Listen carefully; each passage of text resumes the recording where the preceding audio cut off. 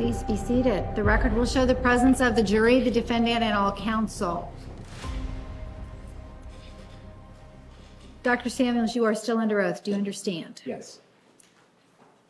Ladies and gentlemen, I am going to be asking the juror questions you submitted in the order you submitted them. If you have any questions about this procedure, please refer back to your preliminary jury instructions.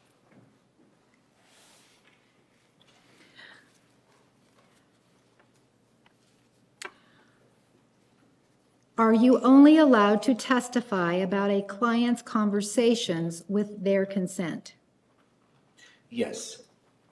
And just to clarify for the jury, a consent form is signed by the client and they are instructed and informed that they do not have the same degree of confidentiality that they would have if they were being treated as a patient, and that anything that is said in the interview could be used in a report which will be handed into the court. In the fight or flight scenario, does the body choose either to fight or flee? That depends largely on the circumstances. The impulse there's a tendency for the impulses to flee.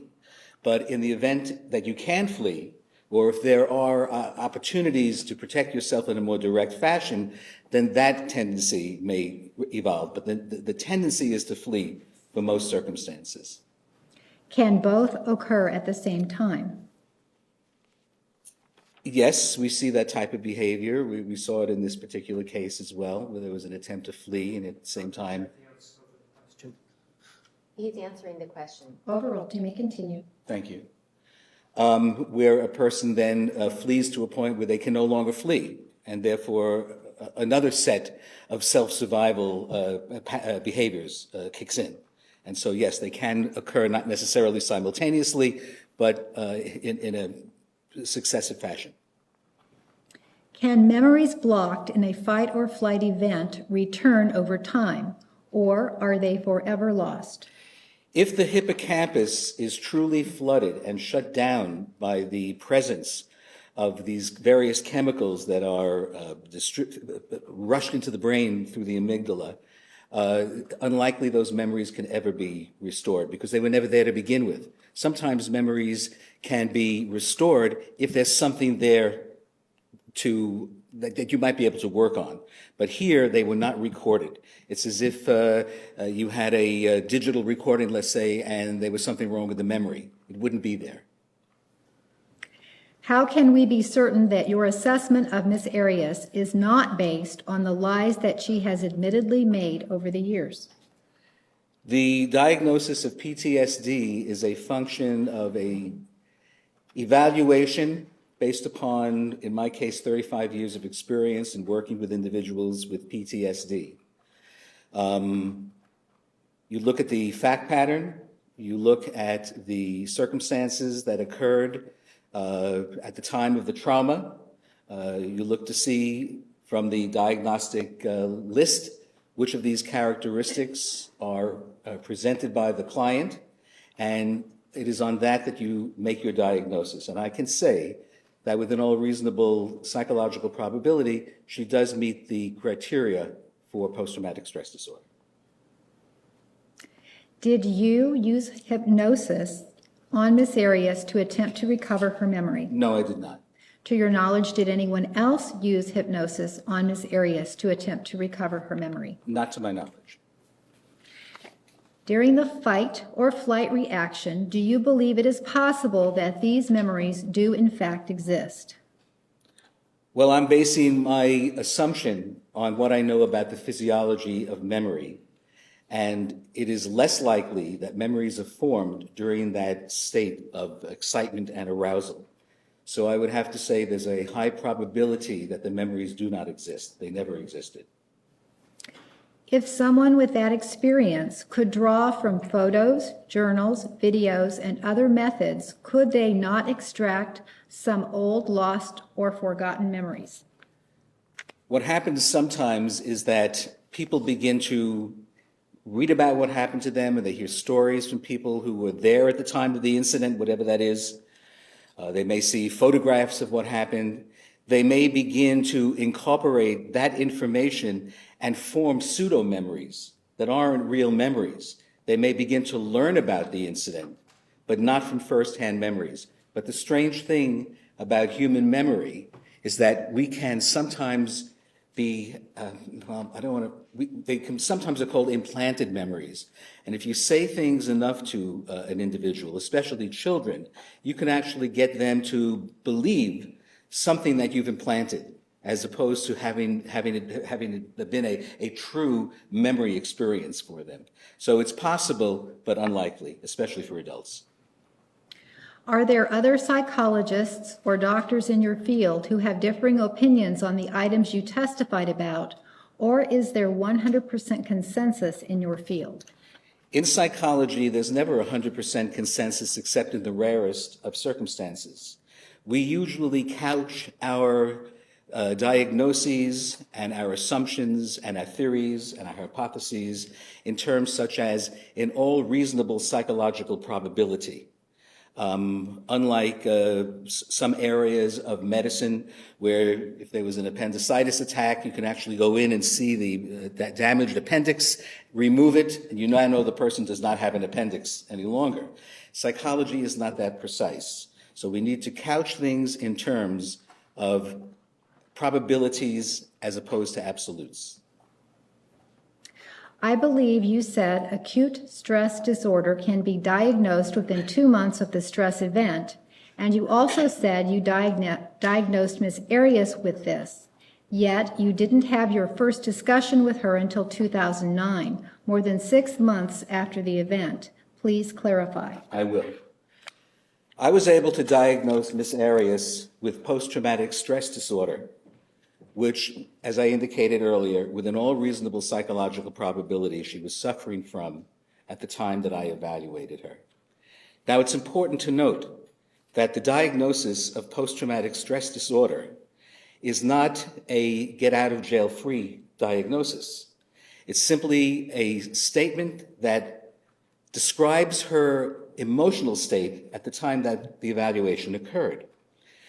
But the fact is that post-traumatic stress disorder is frequently connected to someone having undergone an acute stress reaction. You go up to Flagstaff, Arizona, and you see the giant meteor crater.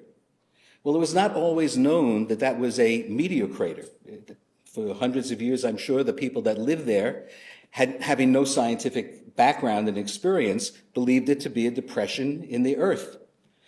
As people began to investigate that, it became more apparent, as knowledge began to accrue, that a meteorite actually hit the surface of the earth, forming that crater. The crash of the meteorite in Arizona, maybe 150,000 years ago, I believe, was the equivalent of the acute stress disorder. The crater that's in the ground is the equivalent of the diagnosis of post-traumatic stress disorder. Again, it's not an excuse, and it's not a get-out-of-jail-free card, but it's something that describes what had happened before and gives us the impetus to go back and explore and to look and see what happened during the time of the trauma. And from that, we can infer that the trauma was of significant nature, of significant enough nature, that it could very likely have led to amnesia, dissociative amnesia, from that experience. On what dates did Ms. Arias take the tests? The tests were given at the end of December of 2009 and at the beginning of January 2010.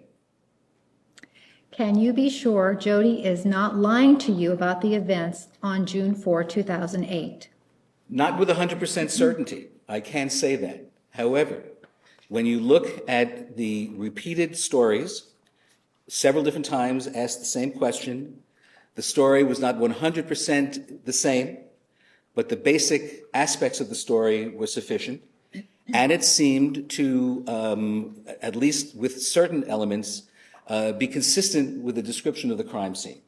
So I would say there's a very strong probability that once she finally told the right story, the second story, that she was being truthful at that time. Would the shutdown of the hippocampus be affected by the level of control an individual has over the traumatic event?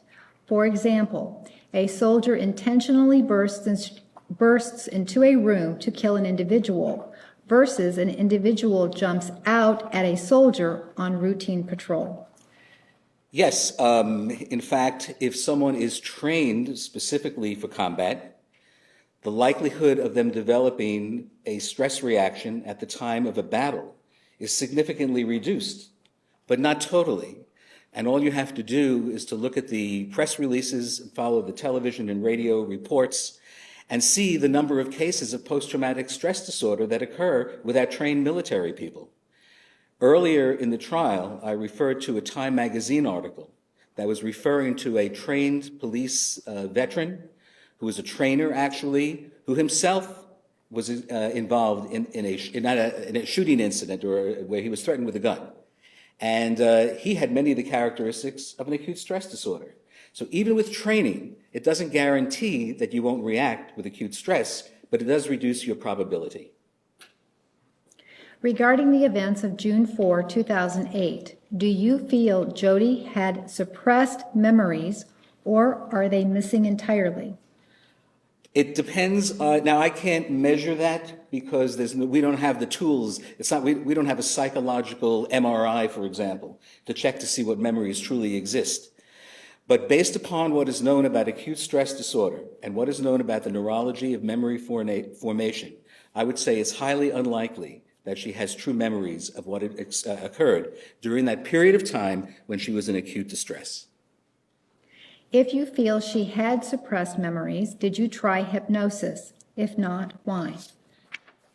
In the case of dissociative amnesia, the memories are not there to bring back. Now, as I indicated, I have been asked by police departments at various times to try to use hypnosis. I've used it a few times. It's generally not all that helpful. It's because in cases of dissociative amnesia, the memories aren't there.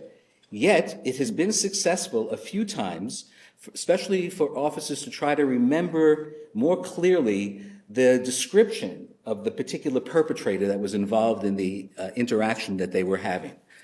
I would say the probability of success is relatively small, and I generally don't use it for those purposes anymore because it was simply not cost effective. As a professional, what steps do you take to assure yourself that someone has truly lost their memory or suppressed their memory, as opposed to simply lying about an event? You have to look at the surrounding information. I have no way of being 100% sure that what we're dealing with here is dissociative amnesia, and yet all the evidence strongly suggests that within all reasonable probability, this is what happened. The reason we say this is because over the years, a great deal of research has been conducted on people who have been in similar situations. And there are consistent reports of dissociative amnesia occurring. It's a true phenomenon. It's not something made up. In fact, 30% of people convicted of homicide report amnesia. And it depends upon the nature of the killing. So I'm pretty confident that we can be fairly certain that she does suffer from amnesia for that period of time of the acute stress. Do you feel it is possible for an individual to fool professionals into believing they have suffered post-traumatic stress disorder or acute stress disorder? Again, if you take someone, if they tell you the story one time, you really have nothing to compare that with. And that's why a thorough investigation, a thorough evaluation is the proper way to conduct such an evaluation. You just don't stop there. You start looking at the surrounding information. You try to get collateral input. In this particular case, we had crime scene descriptions. We had crime scene photographs. I re-interviewed her several times to get the story in several different ways. And it is my feeling that once the story changed, she was essentially telling what actually happened. We were also able to confirm the presence of trauma-related symptoms through the testing. The testing is sensitive to the presence of trauma. Now, again, is this a 100% accurate situation? Like taking someone's temperature and it's 102.7 and we pretty much know that that's the temperature? No, it isn't. These are probabilistic techniques, and much of it is based upon our experience and a review of the other people's work in the field. And I'm pretty confident that she does suffer from amnesia and post-traumatic stress disorder. To your knowledge, was Jodi tested more than once on any given test? Not to my knowledge. When you meet with someone, are you able to definitely tell when someone is lying or telling the truth, or is it based on your perceptions? Well, unless you have corroborating information, or an individual is able to show through, well, that's corroborating information, actually. No, you can't. You have to go back and explore as much information as you can. If I had a way of telling whether someone was lying, my job would be a lot easier. You stated she never said a negative thing in her journal, yet she made statements like she wishes suicide was a way out, but there is no escape, and said of Travis that he makes her sick and happy, sad, and miserable. Are those considered positive statements, referring to Exhibit 510? Those are relatively mild statements in terms of the degree of what was written, the 1,500 to 2,000 pages, and not as many pages, obviously, from the period of time that she knew Mr. Alexander.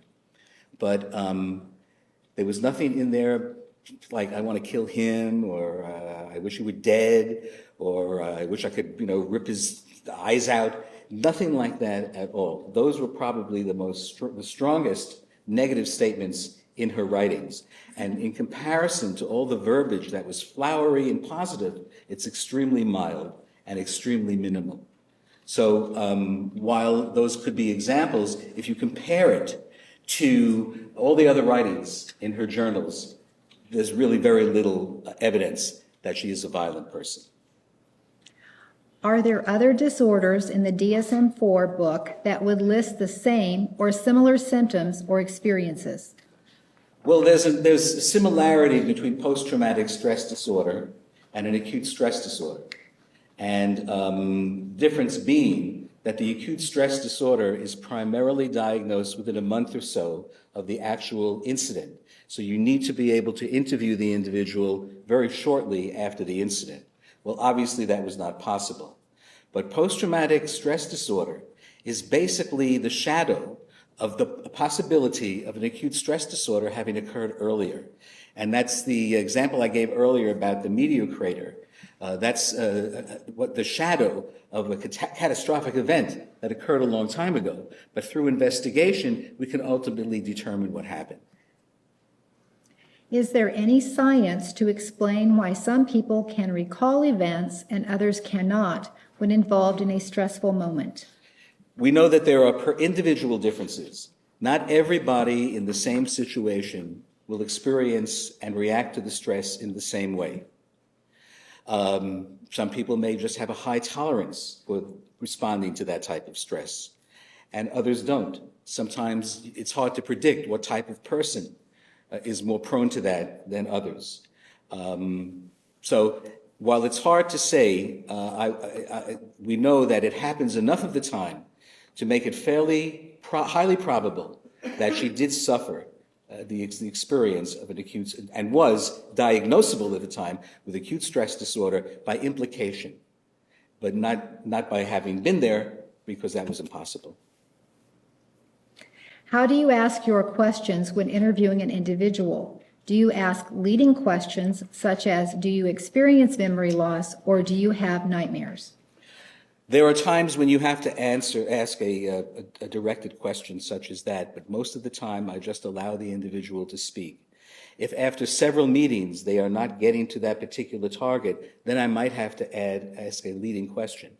But part of our training is to ask questions in such a way that they minimally influence the answer.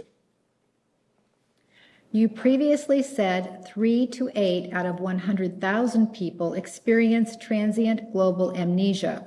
Now you say 3 to 8%, which is significantly higher. Which is correct? It's 3 to 8 per 100,000 per year, not percent. cases per year.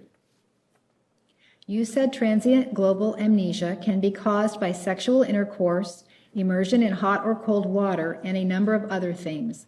Is the list you presented all-inclusive, or could it also be caused by something such as the trauma associated with getting a bad haircut, for example? I would say that's unlikely, because those traumas that cause this are typically physiologically connected situations. Sudden change of body temperature, the sudden convulsions associated with intercourse. The list is extensive and inclusive as far as the 119 articles that were reviewed in order to get that data. But there were probably some other types of situations that can bring about a transient global amnesia. But again, it's only those conclusions are only limited to the 119 articles that were reviewed for that particular study. Is Ms. Arias taking medication to treat this terrible PTSD disorder? She has been taking, at various times, she was on a tranquilizer, was on an antidepressant. Sometimes medication is suggested for PTSD, depending upon the nature of the symptoms. For example, some people experience intense anxiety, so one form of medication might be prescribed. Some others might be experiencing depression, and a different type of medication would be prescribed. But I was not involved with her treatment, and that was left to the jail psychiatrist and therapist to provide her with that medication. The reason I know that she was on this medication is that she told me she wasn't involved, and medical records reflected that. Regarding the Time article referenced in your presentation, the second bullet point highlights an officer's decision-making process shutting down as an example. If the decision-making process shuts down, how did Jodi get so much done the day Travis was killed? During the intense, usually relatively short period of time of the acute stress, the higher cognitive levels are no longer processing correctly. The cerebral cortex tends to shut down and gives itself over to the basic survival instincts that are mediated by the old brain, those central parts of the brain that was in the center of the diagram that I showed. So a person can still be making judgments and decisions, but they are not higher level decisions. In other words, one does not sit down and think, well, if I do this, then this will happen, and maybe I should do this instead, or let me start planning something. That doesn't happen during acute stress. It's just survival. If there's a weapon at hand, people can still see. They can grab that weapon. If they're aware that there's a weapon near them, they might be able to grab that weapon. But extravagant planning does not occur during acute stress because of the way that the physiology has changed within the brain. Did you diagnose any conditions that were not covered in your testimony? If so, what are they? I diagnosed her as well with an anxiety disorder on the Axis 1 clinical disorder. There was evidence of post-traumatic stress disorder and anxiety. They're typically seen together. And on an Axis 2 personality diagnosis, I diagnosed her with a personality disorder not otherwise specified. It's definitely a personality disorder, but it had various components in it, and there was not enough information for me to feel definitively comfortable diagnosing her with one personality disorder or another. When you use the word appears in your explanations about patient condition, does that mean you are not 100% sure? As I indicated earlier, psychology is the science of behavior, and we're seldom 100% sure of anything in psychology. So when we say appears, what we're really saying is that the preponderance of evidence suggests this presence, but not with 100% certainty, because there, as I said, there are a few things in psychology that can reach that level of confidence. But nonetheless, the science functions because we talk in probabilistic terms. There are other sciences that work in the same way. But psychology is particularly prone due to the lack of our precision, our ability to precisely measure what's going on in the brain. Now, we are getting better at that. Neuroscience has advanced tremendously in the last year, 10 and 15 years. And people are now looking with various kinds of imaging techniques to see what areas of the brain actually function under certain conditions. We are beginning to narrow down. There have been studies where electrodes are implanted in certain parts of the brain to see what areas of the brain are functioning during certain types of stimuli. But we can't use that on a routine basis. It's still at the point of research. Perhaps someday we'll be able to be more precise and be able to say things with even greater certainty than we can now. Are your opinions based on what a patient tells you about what happened to them? Not solely. You must look, doing an evaluation, it's imperative that you review all available information, collateral interviews, review if it's a crime-related situation, crime scene reports, victim reports, in order to form a complete picture. In an extreme shock event where the hippocampus blocks the forming of memories, can the brain still function to make a rational decision during that time? Well, it makes decisions. They're not always rational. For example, in this particular case, a camera was found in the washing machine. Previous order of the court. Approach, please.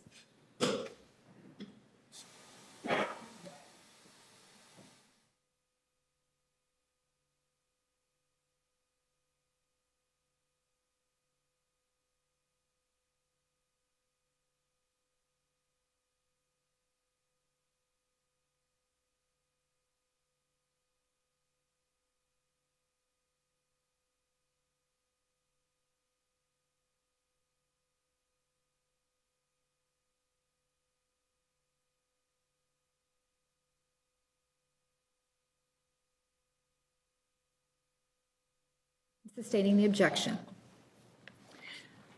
When discussing intrusive thoughts, did you use the term actors? If so, what did you mean by actors?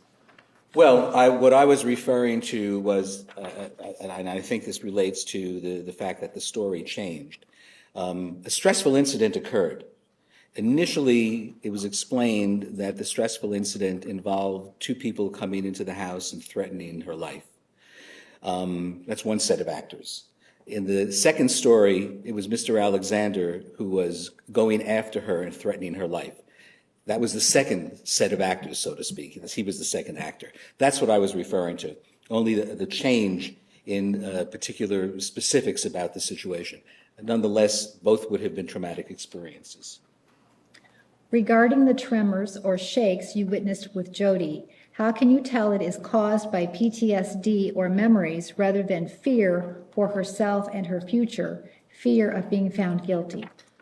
Well, Ms. Arias told me not only did she occasionally shake and indicated to me that time connected it to an incident with Mr. Alexander, but she had other physiological changes as well, including, as we began our discussions and she began telling the second story, she would report to me that her hands became sweaty while she was discussing certain elements. So this is actually a second physiological reaction to thoughts and memories of what had gone on during the attack, at least at the beginning of the attack and the end of the attack, or the end of the incident when she was leaving.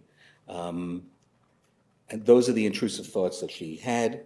Those tend to produce sweaty palms as well. Shaking was reported in response to thoughts about Mr. Alexander yelling at her, chasing her, so forth.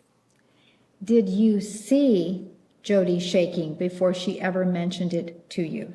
I did not notice it initially, and the reason for that is because when I interviewed Ms. Arias, I was behind a partition that was about this high, and her hands were down on the table or in her lap. I couldn't see her hands. And there is a screen, a wire mesh screen, a very thick, very strong screen, that truly obliterates your ability to see. So it was very hard for me to observe that. She did point it out at one point, When I inquired about any physiological reactions, she told me that she shakes. Now I asked her, can you show me where it is that you shake? And she demonstrated it, but I don't think that she was shaking at that moment because of something we were talking about. But it would be very difficult for me to see under those conditions of interview. Are the actions a person performs while the hippocampus is overwhelmed by a severe trauma be autopilot, non-reasoned reactions or choices? Yes, that's precisely what I'm indicating here. They're not rational, tends to be disorganized, tend to be frenzied, tend to be poorly planned. Are actions while in this state generally reflective or consistent with one's core personality? They might be modified to some degree, but again, you're on autopilot here in a case of acute stress. And like in the case of the police officer who had a great deal of control, he knew what he can do, he was still overtaken by the acute stress. Now, he was able to pull out of it. He was able to react in less random, less frenzied ways than someone who had never been in a similar experience. So to the degree that maybe individual differences make a difference how we react, that's probably true. But when the core of the brain takes over and you're in that fight and flight reaction, you're really almost functioning on the instinctual level. And there's not much control over that. Can these actions be extreme opposites to that? For example, a mild pacifist person becomes a violent, brutal person. Can the mind choose when the hippocampus is overwhelmed? The brain doesn't choose when the hippocampus is overwhelmed. That's a physiological reaction to signals from the amygdala, which reacts to situations that are creating a danger for that individual. It's completely autonomic. It's what they call, it's the autonomic nervous system. It's automatic. It's like an emergency system in an elevator, the emergency brake system in an elevator. If the cable snaps, the elevator may start plummeting down, but automatically, disconnected from anything else and using centrifugal force and gravity, the brakes automatically engaged. There's no thought involved with that. The reason that happens that way is that it has to happen quickly. And in order for a fight or flight reaction to occur, it has to happen very, very quickly. And there's little control that we have over that type of reaction. In the process of killing someone, isn't it possible, even probable, that adrenaline output would increase whether someone was in fight or flight mode or in the act of a premeditated killing? There's a difference usually between the crime scene of a premeditated killing. Judge, may we approach? You may.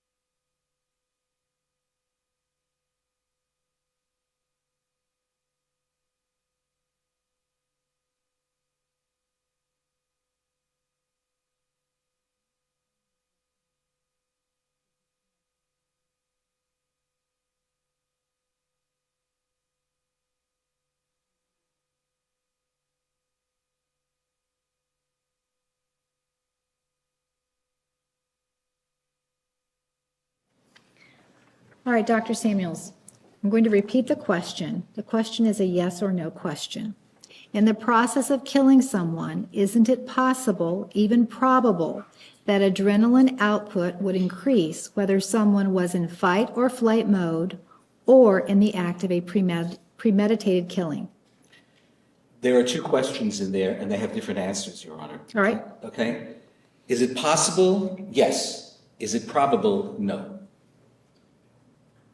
If not, why? Without referring to this case.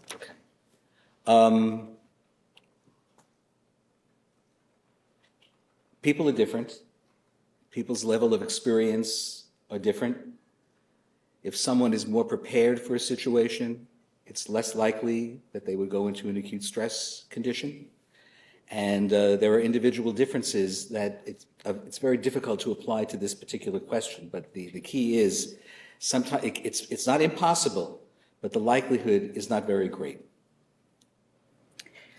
You have compared Jodi's PTSD multiple times to that of police officers and soldiers. Do you think that is a fair comparison, since police officers and soldiers kill as part of their job and duty?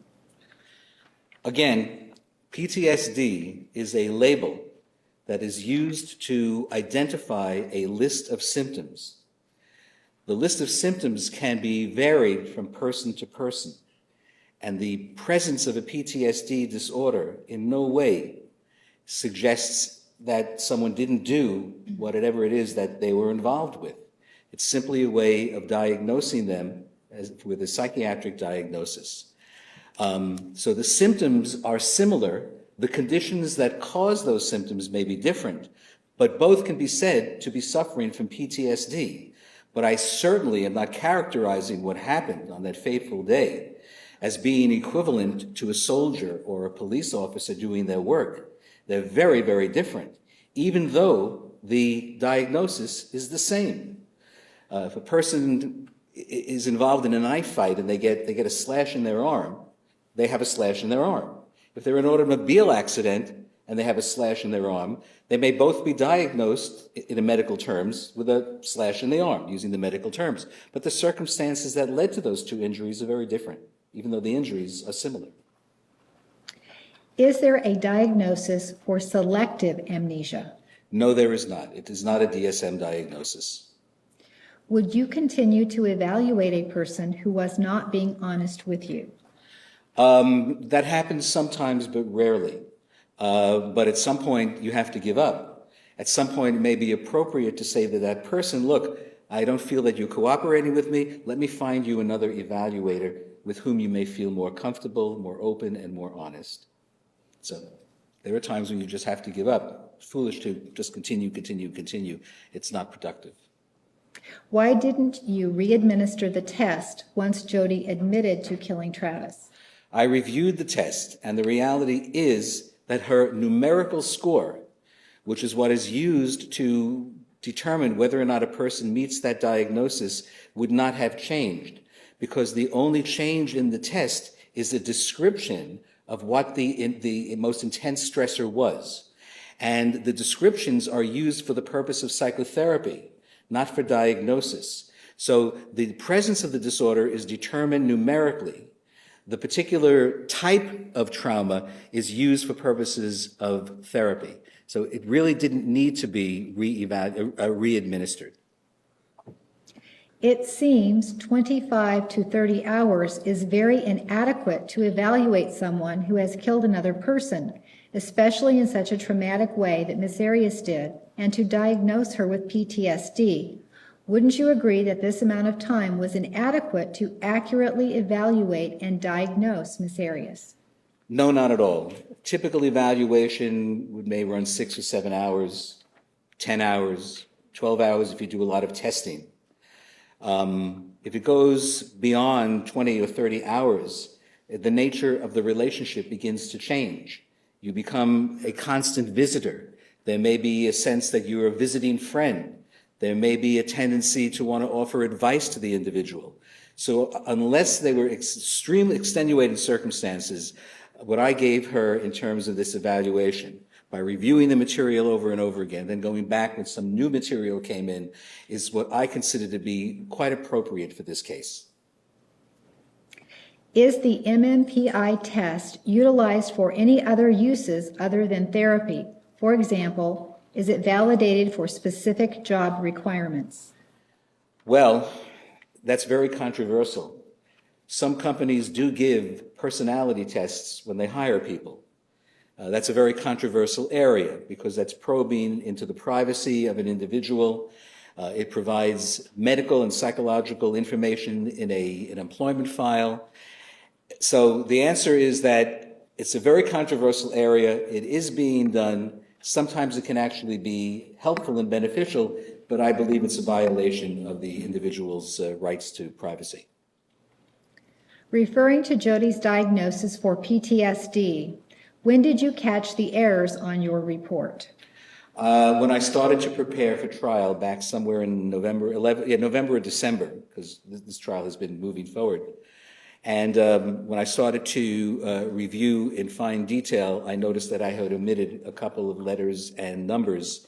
And so I created a separate page with the correct numbers and the various criteria, which I brought to court with me and used as part of my testimony. Do you feel those were big errors? Well, they weren't great errors, but it didn't change the outcome of the report. It would have been a little confusing for someone who was reading, and they would probably have pointed it out to me. But they were a couple of typos, and I admit I made them. You said on redirect that Ms. Arias remembers the beginning of the attack and then the end of the attack. Therefore, she would have a memory of events after the attack ended, such as cleaning up the scene, deleting photos from the camera, putting the gun in the car, and so forth. Correct? No. She would remember details of the beginning of the trauma, and I don't know how much details you've heard in terms of her recollection in other testimony because of the rule of exclusion. I'm not aware of what others have testified to. But what she told me was that she snapped back into reality when she was near the Hoover Dam and discovered herself covered with blood. That's the end of the incident that I'm referring to, when the chemicals in the brain dropped down to a level where her hippocampus and her conscious awareness were able to kick back into normal. That's the end of the event, not the fact that the stabbings may have been over. She was still in an acute stress reaction at that time. Can the acute stress occur if someone plans to kill versus defending themselves when in danger? Could you repeat that, Your Honor? Can the acute stress occur if someone plans to kill versus defending themselves when in danger? Planned homicide is of a different nature. Sustained. Can you answer yes or no? I'm sorry? Can you answer yes or no? Could you repeat it one more time? Let me see if I can do Yes. it. Can the acute stress occur if someone plans to kill versus defending themselves when in danger? Possible, but not probable. Do you often make mistakes in your reports when you do evaluations? No.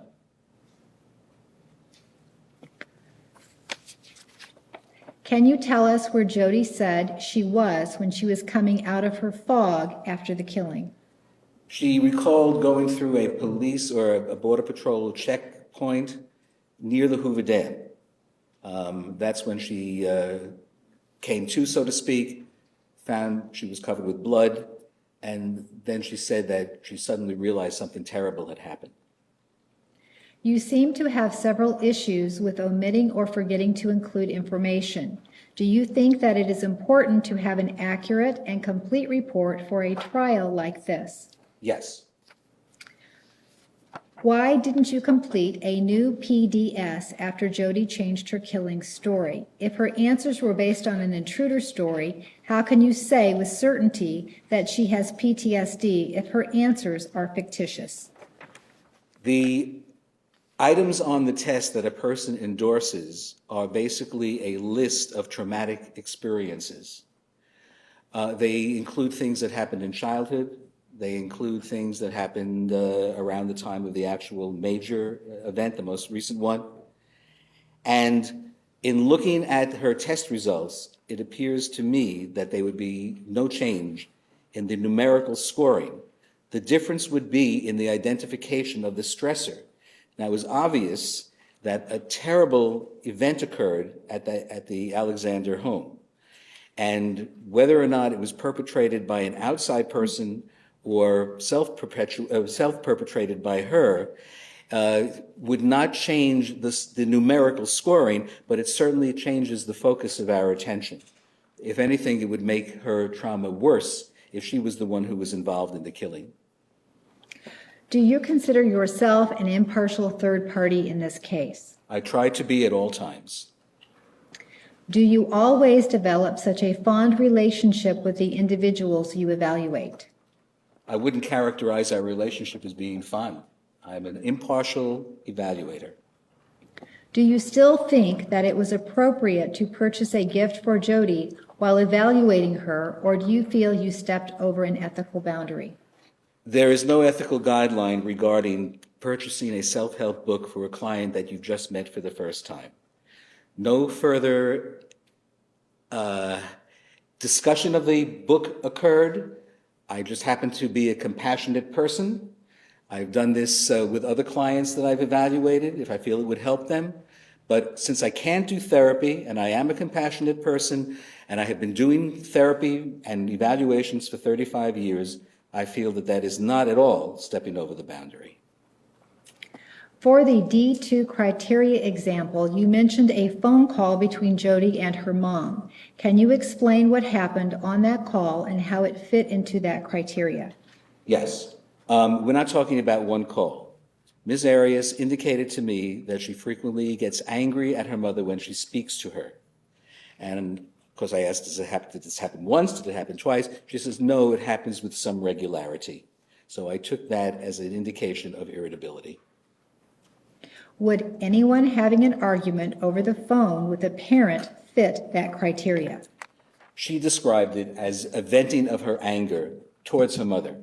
And in fact, she indicated that that type of venting towards her mother was usually the most intense of any time that she would vent. Her mother became her target for her frustrations. In your professional opinion, do you think that someone who is able to confront their boyfriends and the women that they are cheating with display assertive behavior? She may have been somewhat assertive at that particular moment, but in general, she has been a very unassertive person. And that example of that is going along with things that she felt were not right for her, but she went along with it because she felt it would make Mr. Alexander happy. A truly assertive person will stand up for their rights, mark their boundaries, and in a rational manner get the point across that this is not right for them, and if you respect me, you won't do that anymore. She was completely unable to do that. That's a very strong indication of someone who is not assertive. Do medications cause any of the various amnesias you described? Well, yes, in fact, there's a category for medically induced amnesia in the DSM. The kind of diagnosis for Jodi, that of dissociative amnesia, which is frequently occurring in cases of post-traumatic stress disorder and acute stress disorder, is not the same thing. But in hospital settings with geriatric patients frequently, amnesias can occur as a result of medication. But what's interesting is that once the medication is changed, or they come out of the effects of anesthesia, for example, memory is usually restored. Since you did not meet with Jodi until December 2009, isn't it fair to say you are not 100% sure that Jodi suffered from acute stress? That's correct. We'll have to look at her report. We have to look at the crime scene to infer that that actually occurred. Under cross-examination, you admitted that Jodi having anal sex was relevant to your diagnosis, and then under redirect, you stated it was not relevant. How do you account for this inconsistency in your testimony? The things we were talking about that are irrelevant was the fact that she had tried anal intercourse with 2 prior boyfriends on a couple of occasions.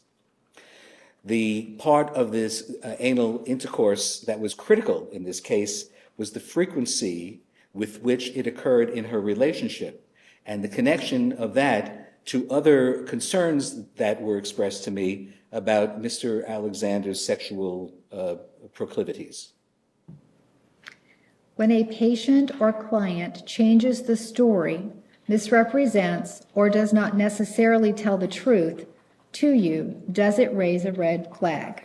Well, it always raises a red flag, but in my opinion, and consistent with the diagnosis, it is possible that the first story was a form of depersonalization. In other words, a psychological reaction in an attempt not to have to deal with the horrors of what actually transpired on that day. In a sense, she created an alternative reality. Now, you could look at that as a lie, or you could look at that as a psychological defense mechanism and an ultimate example of denial, the creation of an artificial reality. At some point, I actually was considering the diagnosis of a dissociative identity disorder, which used to be called multiple personality, where a person had multiple personalities at different times, personalities that existed separately but not at the same time.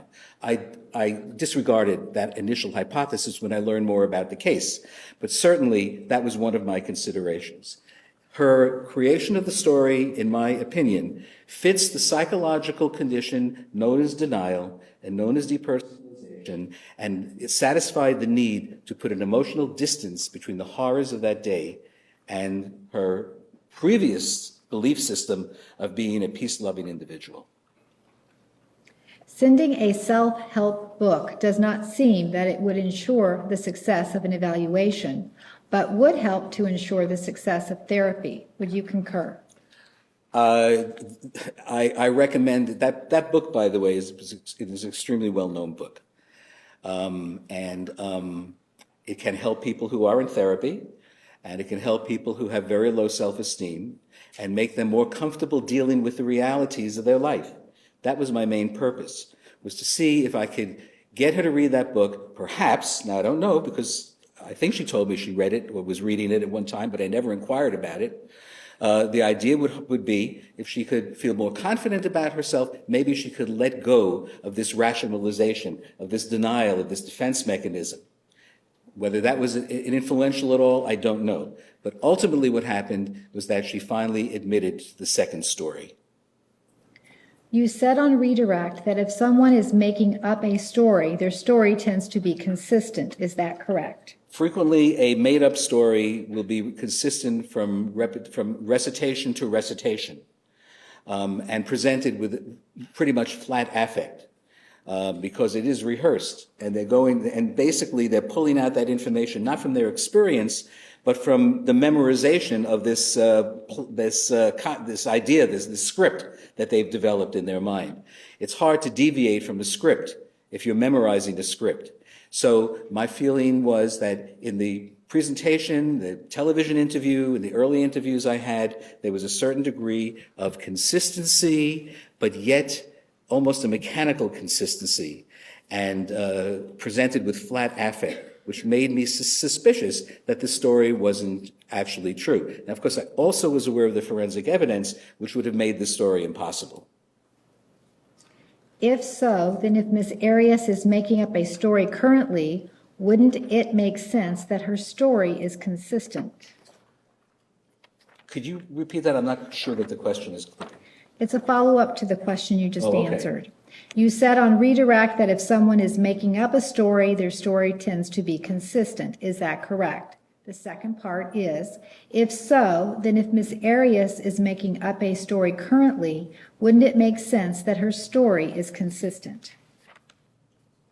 Yes, if the second story is made up, there would be various consistencies within that story.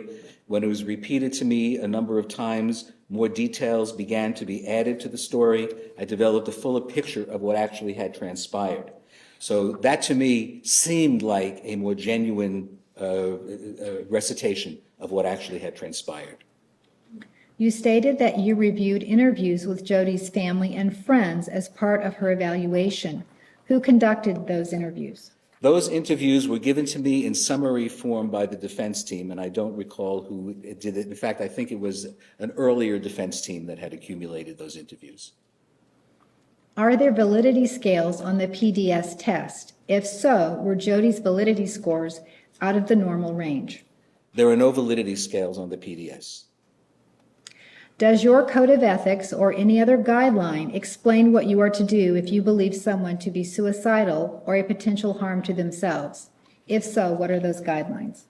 Well, the guidelines are to inform the closest people to that individual. Obviously, Jodi was in jail at the time, jail authorities, and so on. But her discussion of suicide did not have any plan associated with it.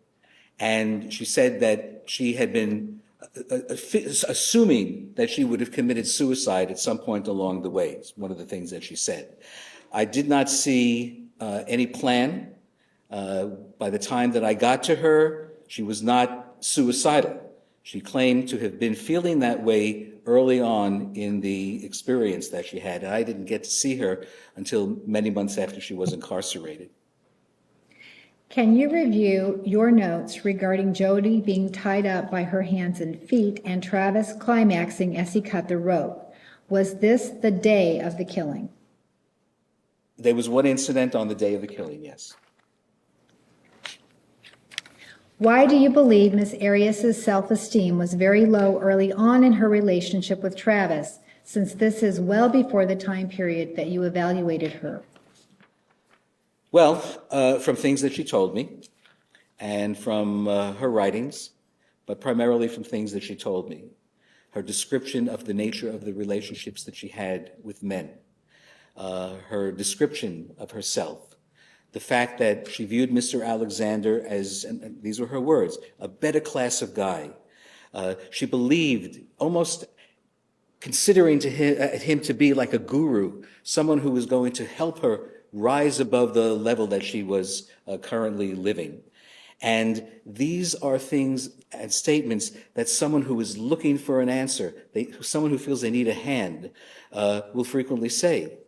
She also tolerated abusive behavior, in my opinion, that many assertive women would not put up with, including sexual encounters that were uncomfortable, being disregarded in mixed social situations, being asked to leave the grandmother's house through a window so not to be caught, feeling publicly humiliated, and then going back to the situation with Mr. Alexander. It was a litany of these kinds of stories told to me that made it very easy for me to consider her as a person with low self-esteem. All right, ladies and gentlemen, we are going to take the noon recess at this time. Please be back in the designated area at 1:25. Please remember the admonition. Have a nice lunch. You are excused.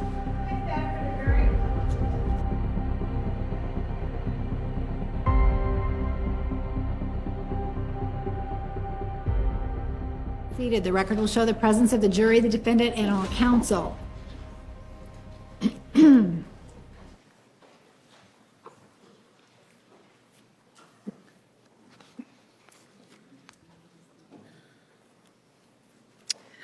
Dr. Samuels, I'm going to continue to ask questions posed by the jury.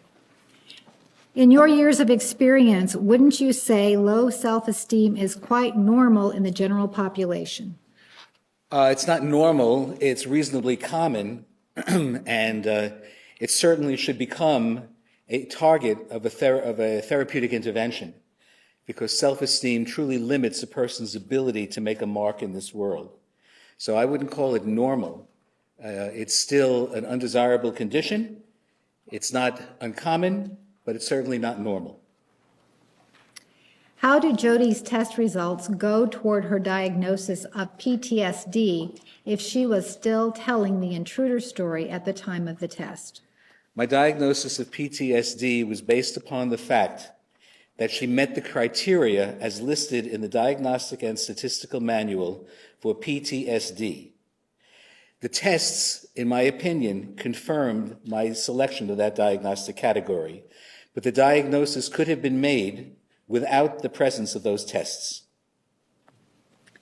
Within the norm population used for a given test, if a segment of those individuals were to lie, could that cause a loophole, for lack of a better term, in that test that could possibly allow a client taking that test to lie without detection?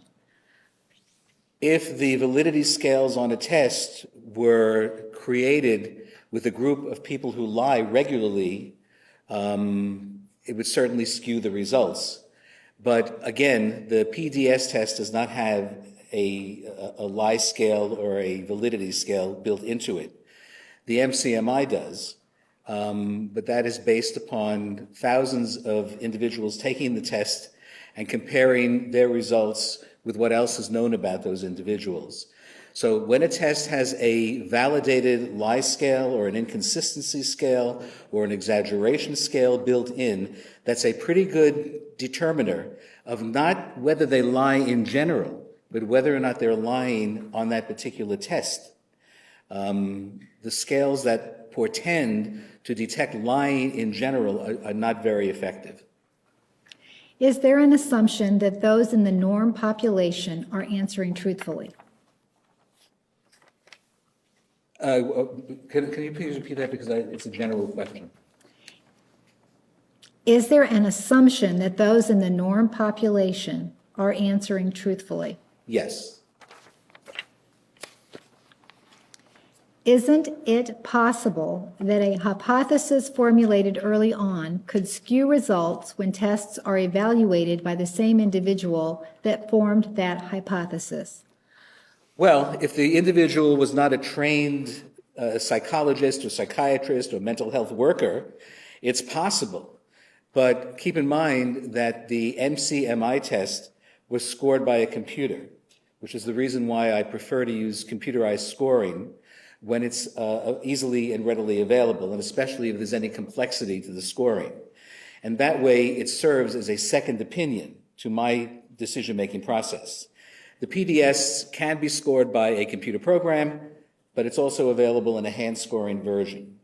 And because I don't use it as extensively as the MCMI or the MMPI, I chose to score it manually. But the test is constructed in a way that there are no decisions that I have to make in scoring that test. It's the client who writes down a number which corresponds to the degree and intensity of a particular trauma. I don't go ahead and change those numbers. I simply add them up, and the numerical value is what determines whether or not the diagnosis can be made. So there's very little room for error or bias in that type of a test. Could that hypothesis affect or color how the evaluator reads or interprets tests, answers in interviews, interprets crime scenes, etc.? The hypothesis that a evaluator makes is constantly changing based upon the availability of additional information. If a person's doing therapy, the hypothesis that is made is much more fluid because you are interacting with the individual and you're attempting to make some changes in the way they think or the way they behave. But in an evaluation, you may have an initial idea as to where it's going, but that should never guide your outcome. If anything, it may help you select the tests that you want to use for confirmation, but if you are a properly trained individual with the proper experience, it should not matter what your initial hypothesis was, as long as you don't take that hypothesis on and on and on and are unwilling to change it if the data shows that your hypothesis was incorrect. In other words, you don't get attached to your first ideas, your first guesses. Based on the dissociative amnesia article, would you agree that 3 to 8 people out of 100,000 people studied is a very minute number? That actually is referring to the transient global amnesia article that I was referring to. And I selected that article not because it's directly related to this case. Question. Sustained. Regarding the fight-flight response by Jodi on June 4, was there ever any discussion between you and Jodi regarding her response and why she did not flee from the bedroom? Well, what she told me was that she did try to flee, and at some point she felt that she needed to protect herself.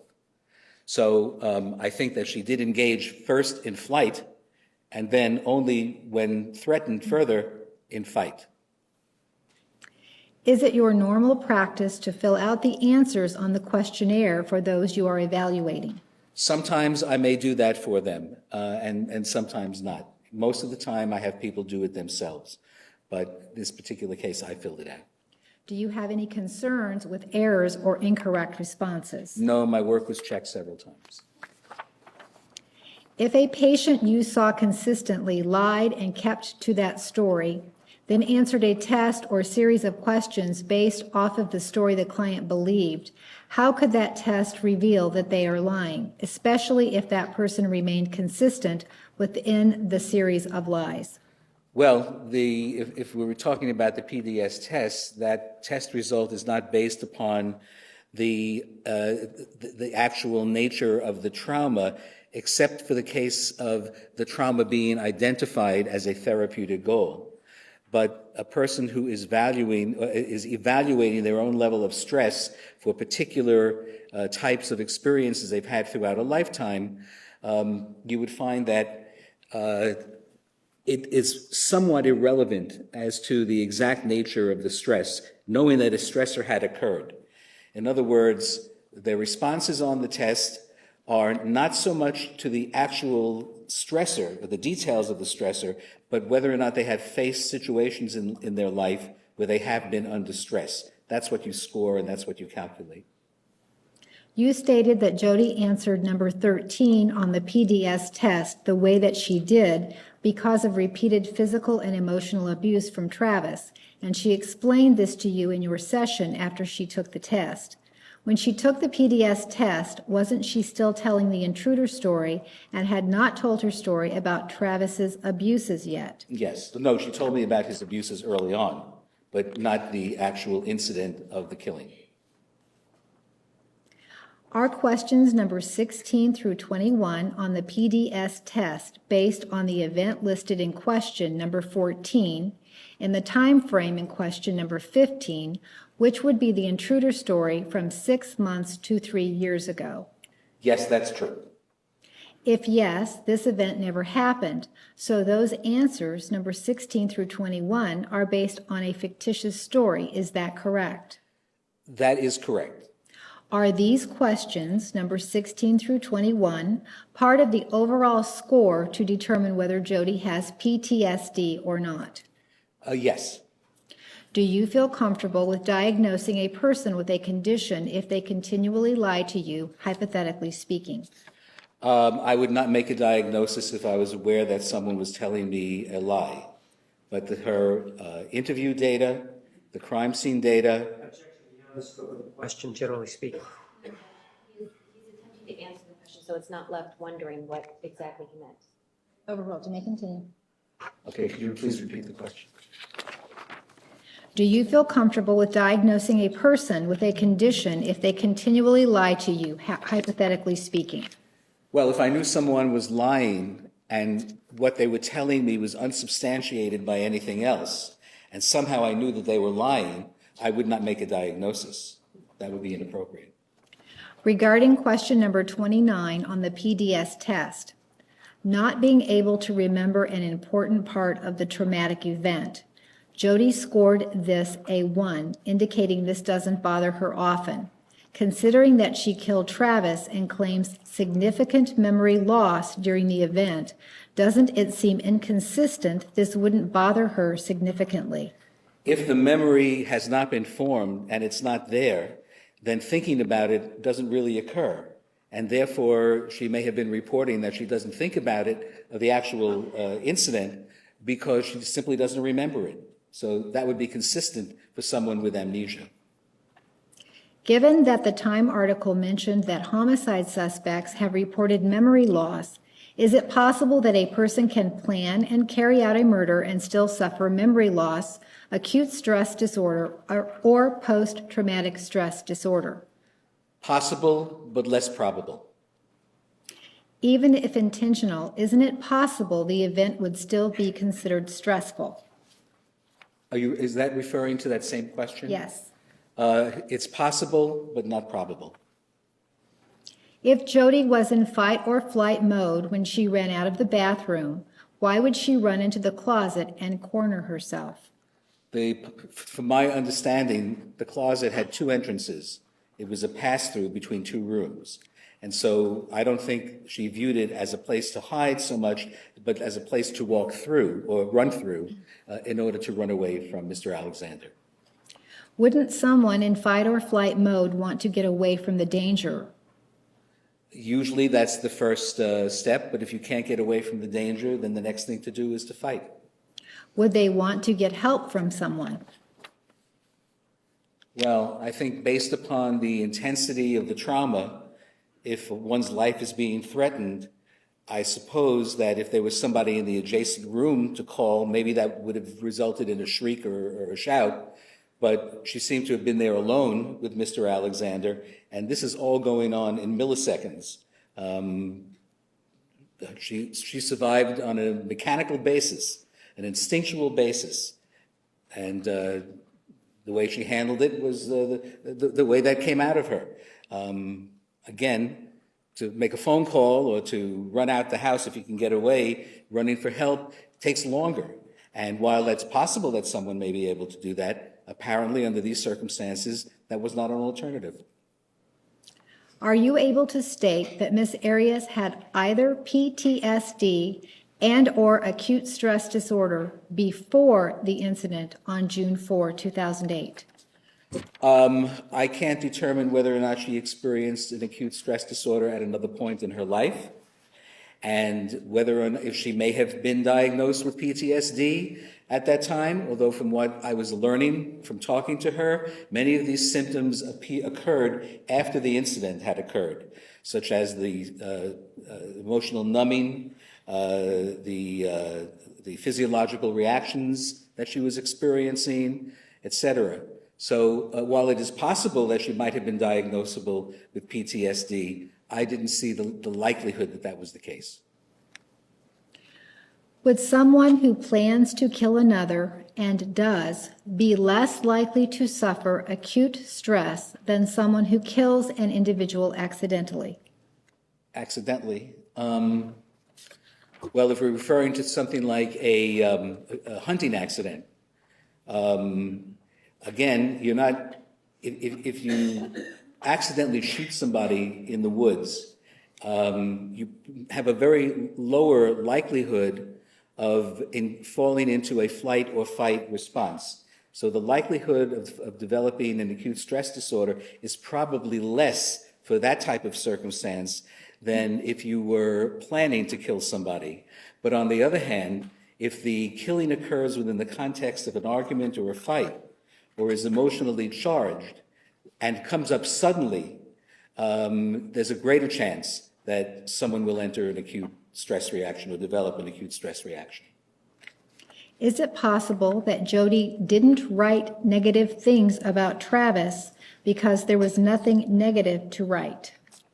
While possible, that would be inconsistent with what I learned later on about the nature of their relationship, and in seeing some of the text messages, in listening to some of the telephone calls between the two of them, or the telephone call between the two of them, there was an indication that it was a rather tumultuous relationship. And so, therefore, while she didn't write about these things in her journal, that was consistent with her style of glossing over difficult times with Travis that was supported by other information that was made available to me.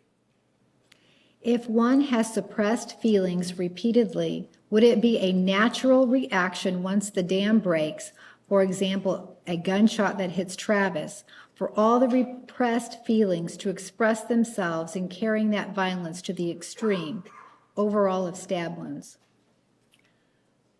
Could you please repeat that again? If one has suppressed feelings repeatedly, would it be a natural reaction once the dam breaks, for example, a gunshot that hits Travis, for all this repressed feelings to express themselves in carrying that violence to the extreme overall of stab wounds? Yes, that is a characteristic of an emotionally charged killing. If something is premeditated, is amnesia more or less likely to occur? I would say less likely to occur. You stated that Jodi did not have control of what her mind was doing during the killing. If that is true, how do you explain her dragging Travis's body and trying to clean up the crime scene? The attempts to clean up the crime scene appear to be rather frenzied, disorganized, impulsive, and not well planned or thought out. These are characteristics seen when someone is in a state of acute stress. If you would predict that if someone had planned this terrible deed, that plans would have included cleaning up the crime scene in order to get away and reduce the risk of apprehension. But that was not the case in this particular incident. In earlier testimony, you stated that once you found out the true story, you should have retested for PTSD, but didn't because it was an oversight. Just now, you said you didn't retest because you believed her score would remain the same, which is correct. When I was being questioned on Monday, I must have been, I admit, I was a bit thrown by the veracity of Mr. Martinez's questioning. The characteristics. Sustained. So I was a little thrown. First of all, there is no set procedure that would require me to do a retest. In terms of my later analysis, after it was made clear that I had tested her prior to the story, I reviewed the material and made the determination that the score would have been essentially the same. There is no set requirement that I test to begin with, and there's no requirement that I need to retest either, nor is there a requirement that I test at all. The diagnosis was an initial hypothesis, and it was reinforced not only by the PDS, but also by the MCMI and all subsequent information that I learned about this case. Was there anything in the book you gave Jodi that would alter her responses to test questions or your questions? No. How can you be sure that Jodi did things to please Travis when you didn't have a chance to speak to him? Could you please repeat that? How can you be sure that Jodi did things to please Travis when you didn't have a chance to speak to him? Well, I reviewed text messages, emails, her writings. I listened to a tape that was made between the two of them, and it indicated to me that she had a very weak response to what many experts or individuals would view as abusive behavior.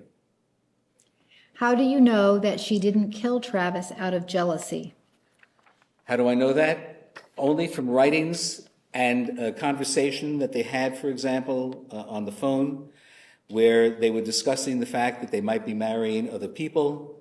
Her writings did not indicate a strong degree of vindictiveness. She, in fact, was planning to visit another man in Utah on the day of the crime because she was hopeful that a relationship might start with him. Not the typical thing that an overly jealous person would do. Is it possible that she was a little jealous? Of course, but I don't believe, based upon what I've read, that that was the predominant emotion. Are acute stress and PTSD the only diagnoses that would present the criteria in the DSM-IV book, or do those criteria appear in other possible diagnoses? Some of the criteria may appear in other diagnoses, but the only place the PTSD diagnosis constellation appears is in the section of the DSM that defines or describes PTSD. While the diagnostic criteria for an acute stress disorder are similar, they are not identical, but they do have a great deal of overlap. But by and large, if a person meets the criteria of PTSD, it's unlikely that any other set of criteria would be met in full. Now, one of the characteristics, for example, of PTSD is an elevated anxiety level. That could also diagnose the individual with an anxiety disorder, which is in essence what I did. Ladies and gentlemen, do you have any other questions? It appears there is one additional question in the basket. Are there any others? Counsel, please approach.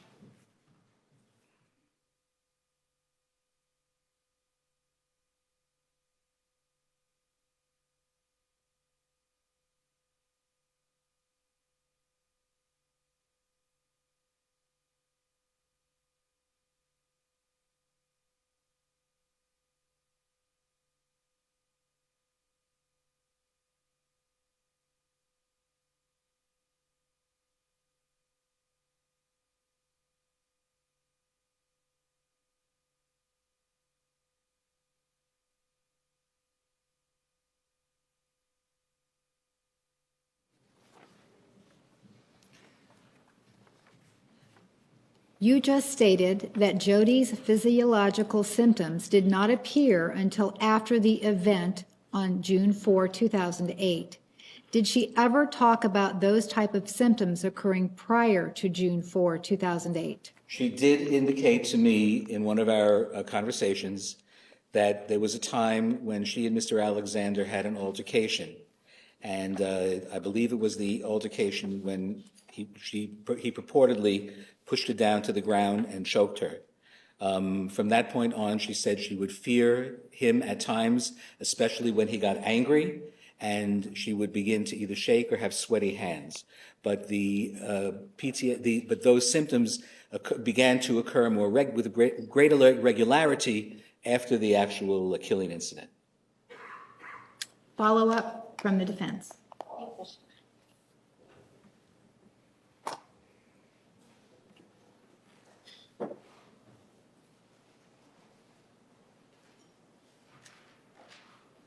Good afternoon, Dr. Samuels. Good afternoon.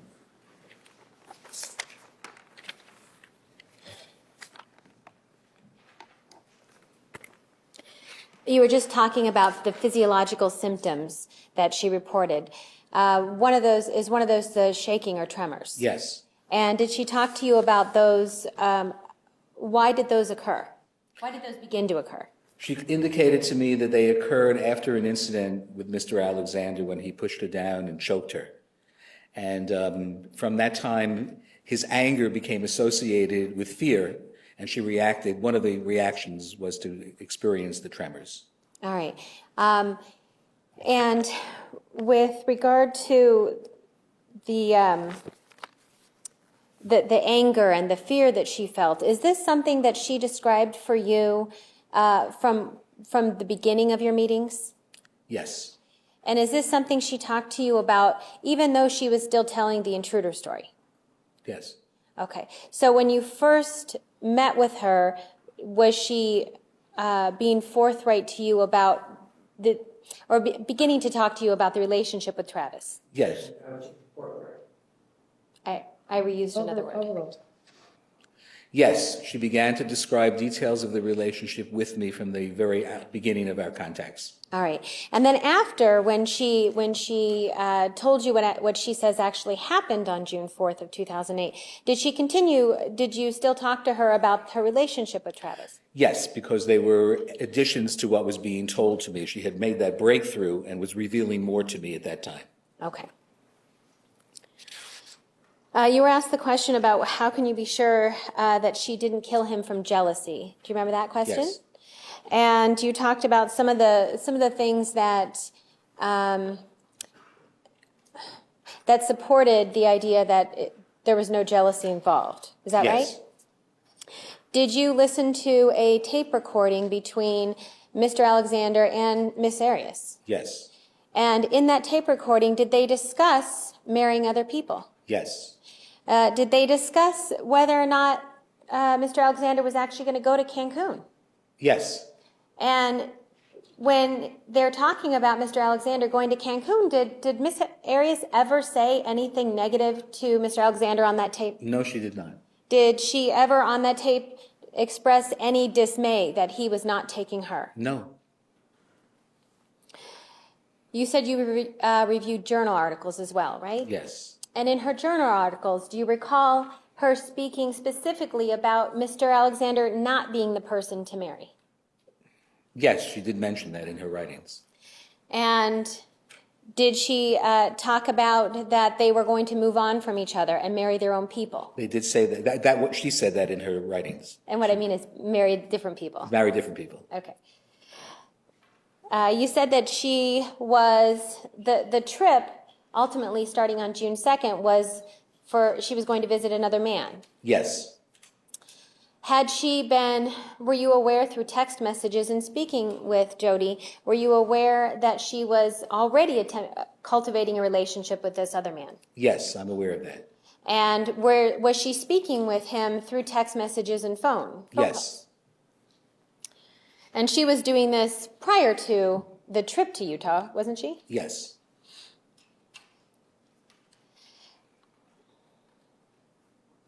Are you aware of her moving away from Mr. Alexander. I am. And once she moved away from Mr. Alexander back to California, did you review text messages during that time talking about how good she felt? Yes, she said that she felt better being away. And is that in any way indicative of jealousy? No.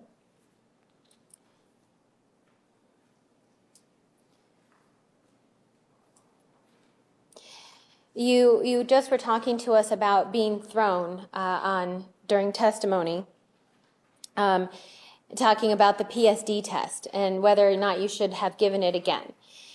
When you had some time to review the answers on the PSD test, knowing what Jodi tells you happened on June 4th of 2008, do you have any concerns that PSD test would have come out not supporting PTSD?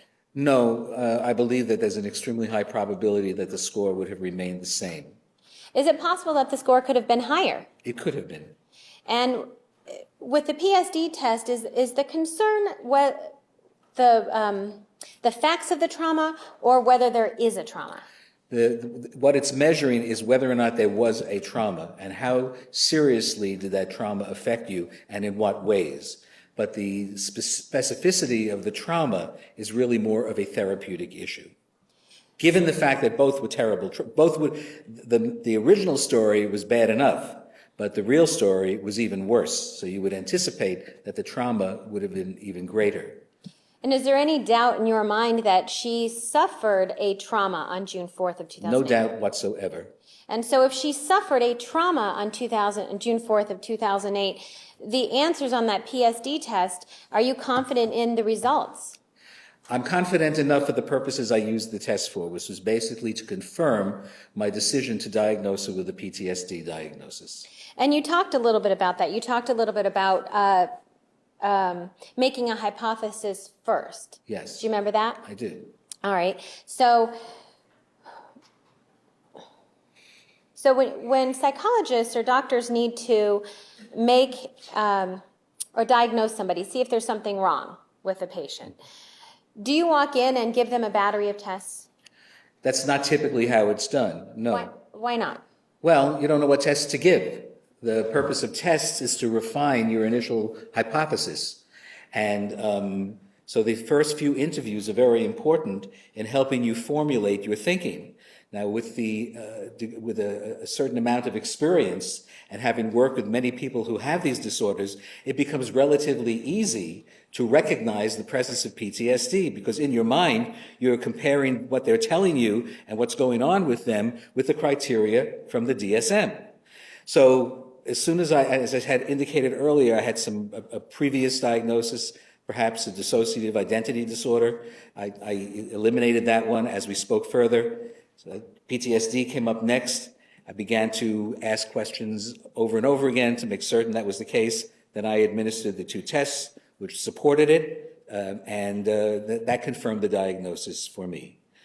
You also mentioned that whether or not you gave the test, would you still feel comfortable diagnosing Jodi with PTSD? In most of the therapy work that I do, we don't do psychological, I don't do that much therapy anymore, but we didn't do psychotherapy routinely, in part because the insurance companies were reluctant to pay for testing.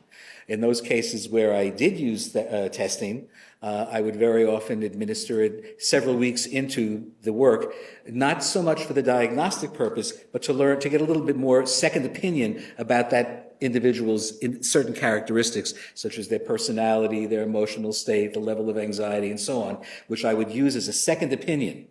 Because when you do psychotherapy, you work on your own, you're pretty much on your own. And in order to reduce the risk of bias or heading off in the wrong direction, the use of a psychological test can serve a useful purpose. Okay. You talked about experience, and that experience is helpful when talking with a patient or a client about when they're talking to you about their experiences and their symptoms. Yes. Do you think it's similar to a medical doctor when somebody walks into a medical doctor and says that they have pains somewhere? Doesn't that medical doctor want to know where the pains are first before they send the person out for tests? Absolutely. There's medical expertise. Approach.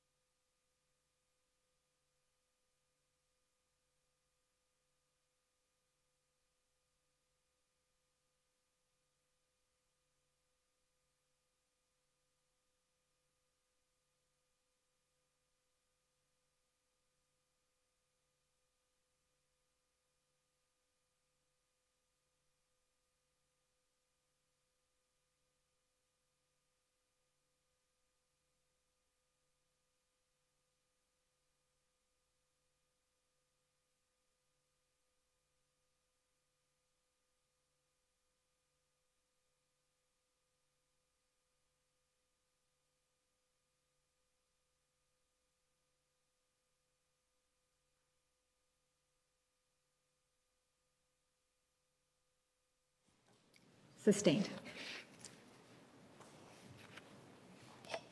In times past, when you have visited a doctor,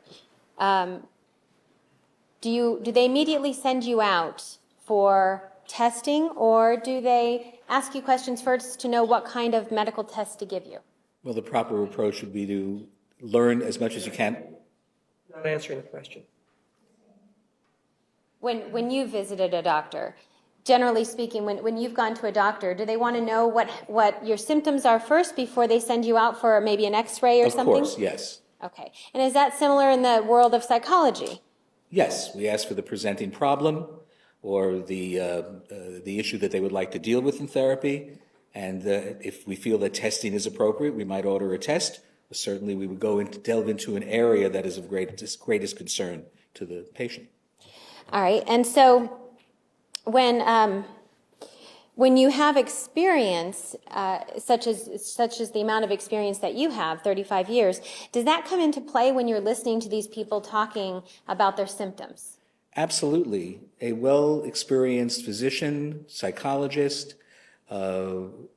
is able to listen to the story of the patient and probably with greater clarity have a better idea as to what the problems are with that individual because they've seen it before, they've heard it before.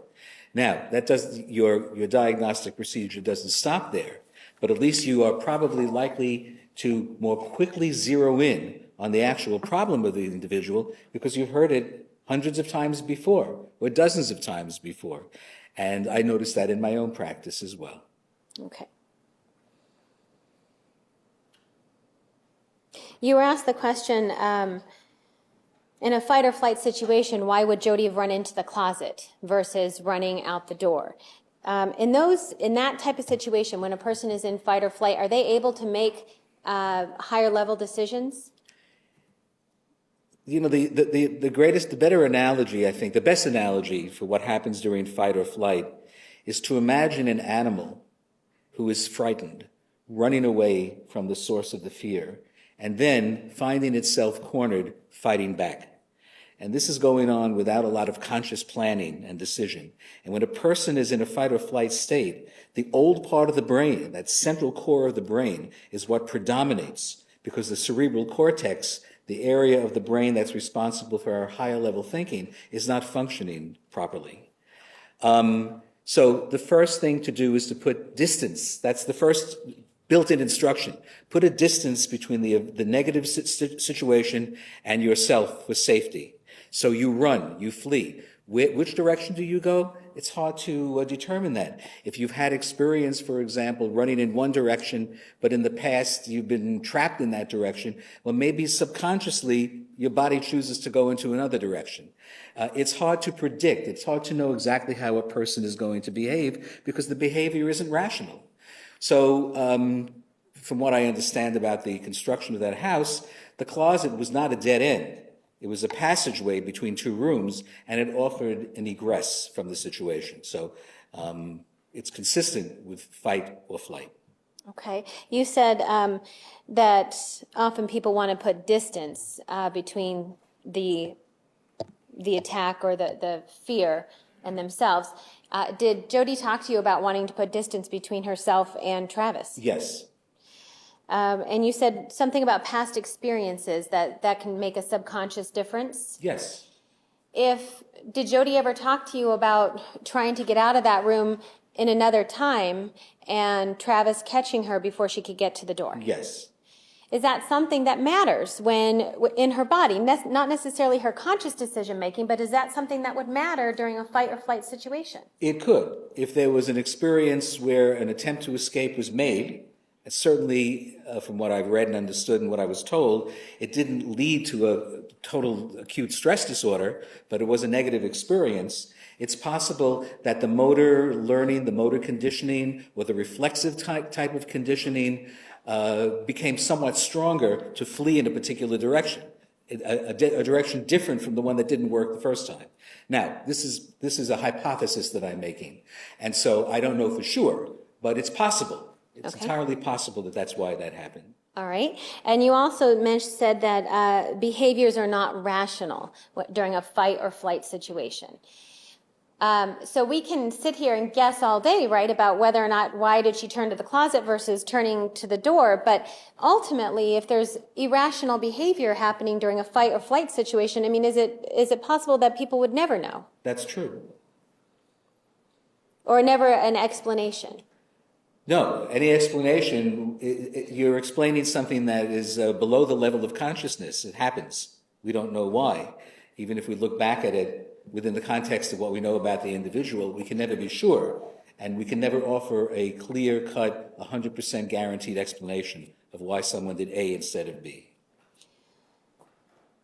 But what you do know about a person being in the fight or flight situation is that their decision making. What do you know about their decision making? That the decision making is basically occurring on the instinctual survival level. It's typically not associated with higher level processing. And when you talk about not behaving rationally, can you look at situations to see if they seem like they were rational situations or not? Yes. And a photographer leaving a camera in a washer with all the pictures showing that she was there that day, is that something rational? Objection, lack of foundation. Mental state. It's not a mental state question.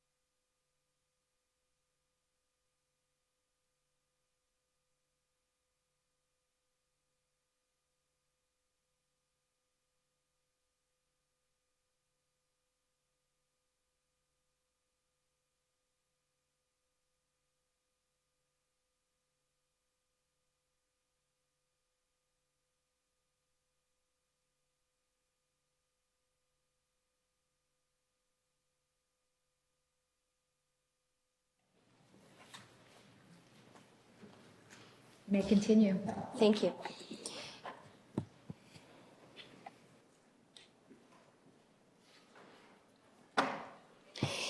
If somebody is in the fight or flight situation and you're telling us that their behavior is not always rational, then would it be rational? Would it be considered rational then in that? Well, is it rational for a person who is at a crime scene to leave evidence behind that they were at the crime scene? Is that a rational thing to do? No. Is that something that would be considered irrational. I would, yes, I would consider it irrational.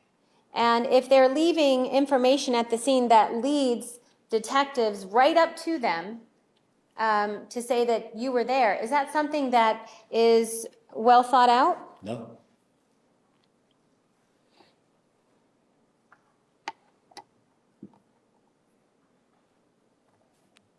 You were asked questions about, one more question about that. With regard to asking for help, you said it would be something that a brain in a fight or flight situation would not stop to make a phone call. Is that what you said? There was no time either. You know, when you're under threat, and milliseconds count.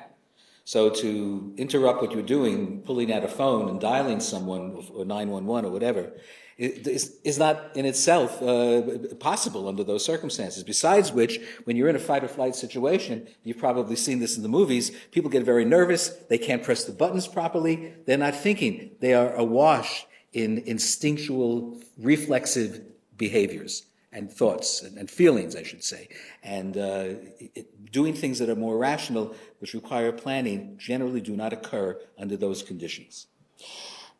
And to your knowledge, based on your review of the police reports, was anybody home at the time that this occurred when this happened with Jodi? No. So there was no one there to help her? Was there anyone there to help her? To my knowledge, there was no one else in the house other than Mr. Alexander and Ms. Arias. Okay.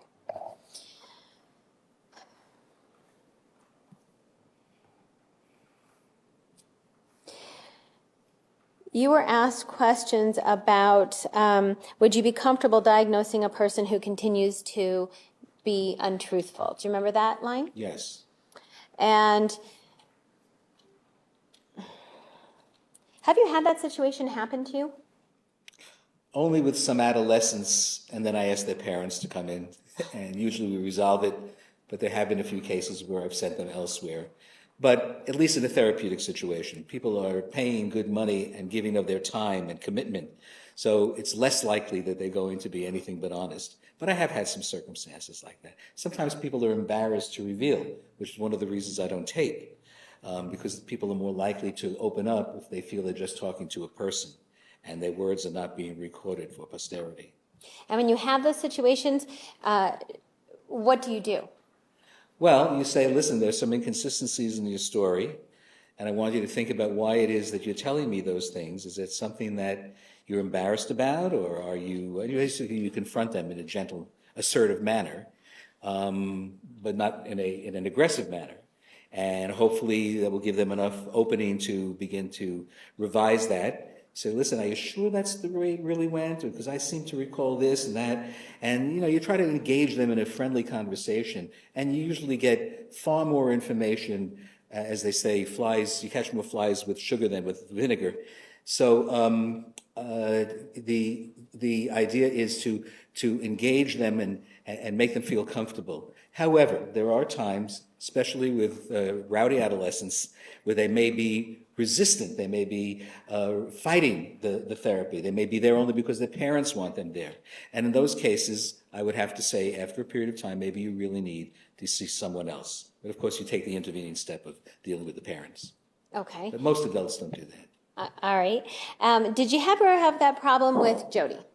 No. And what about when she was telling you the intruder story? Objection, characterization, coaching. Approach.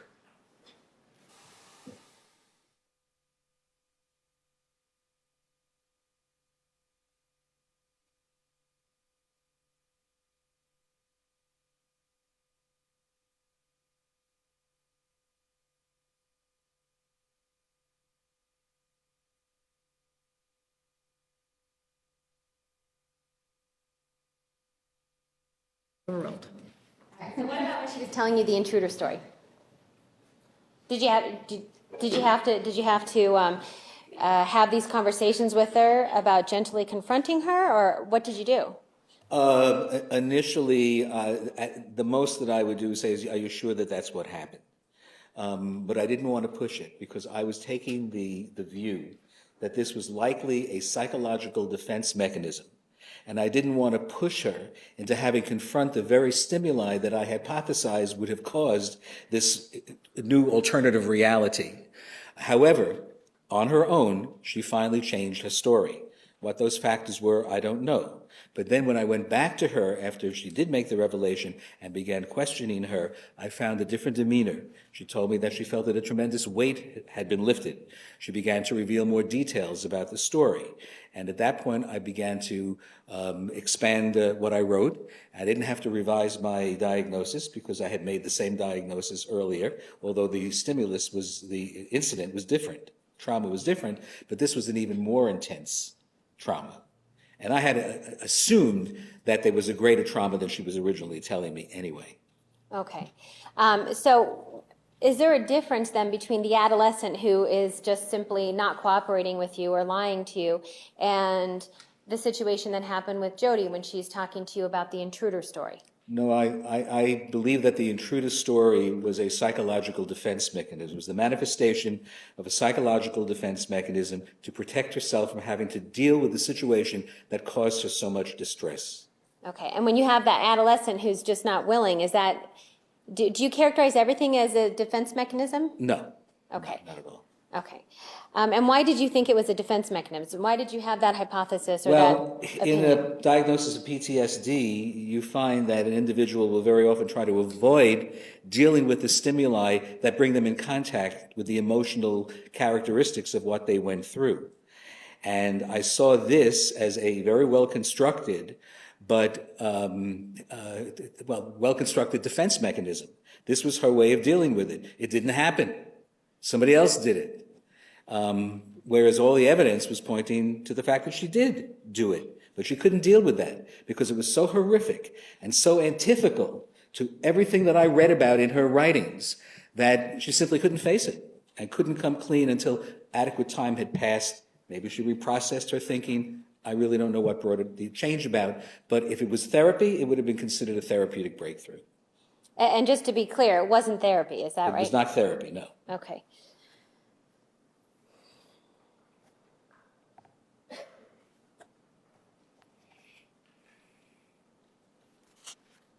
You were asked the question, if a patient lied consistently and then take the PDS test, if it's not, would that be then a fictitious result? And I know we've discussed it somewhat, but you answered in that particular question that the PDS is not based on the nature of the trauma. What do you mean? Well, in other words, there are several different traumas listed there. But if a trauma, in a sense, is a trauma, there was a murder committed. She was witness to that, at least, the least of the traumas. And she was frightened and terrified and felt her life was threatened. You're talking about the intruder story. I'm talking about the intruder story. Okay. So I knew that there had been this incident. So I realized that, indeed, according to her story, which I didn't fully believe, her life was threatened. She was the witness to a horrific crime. Those things would have remained the same, whether she was the actor in the killing or whether or not she was an observer, a sole observer, an observer of the killing. So when she finally came through and told the right story, I can only surmise that the trauma that she experienced was actually worse than it would have been if it was the actuality was the story that she had made up. Okay.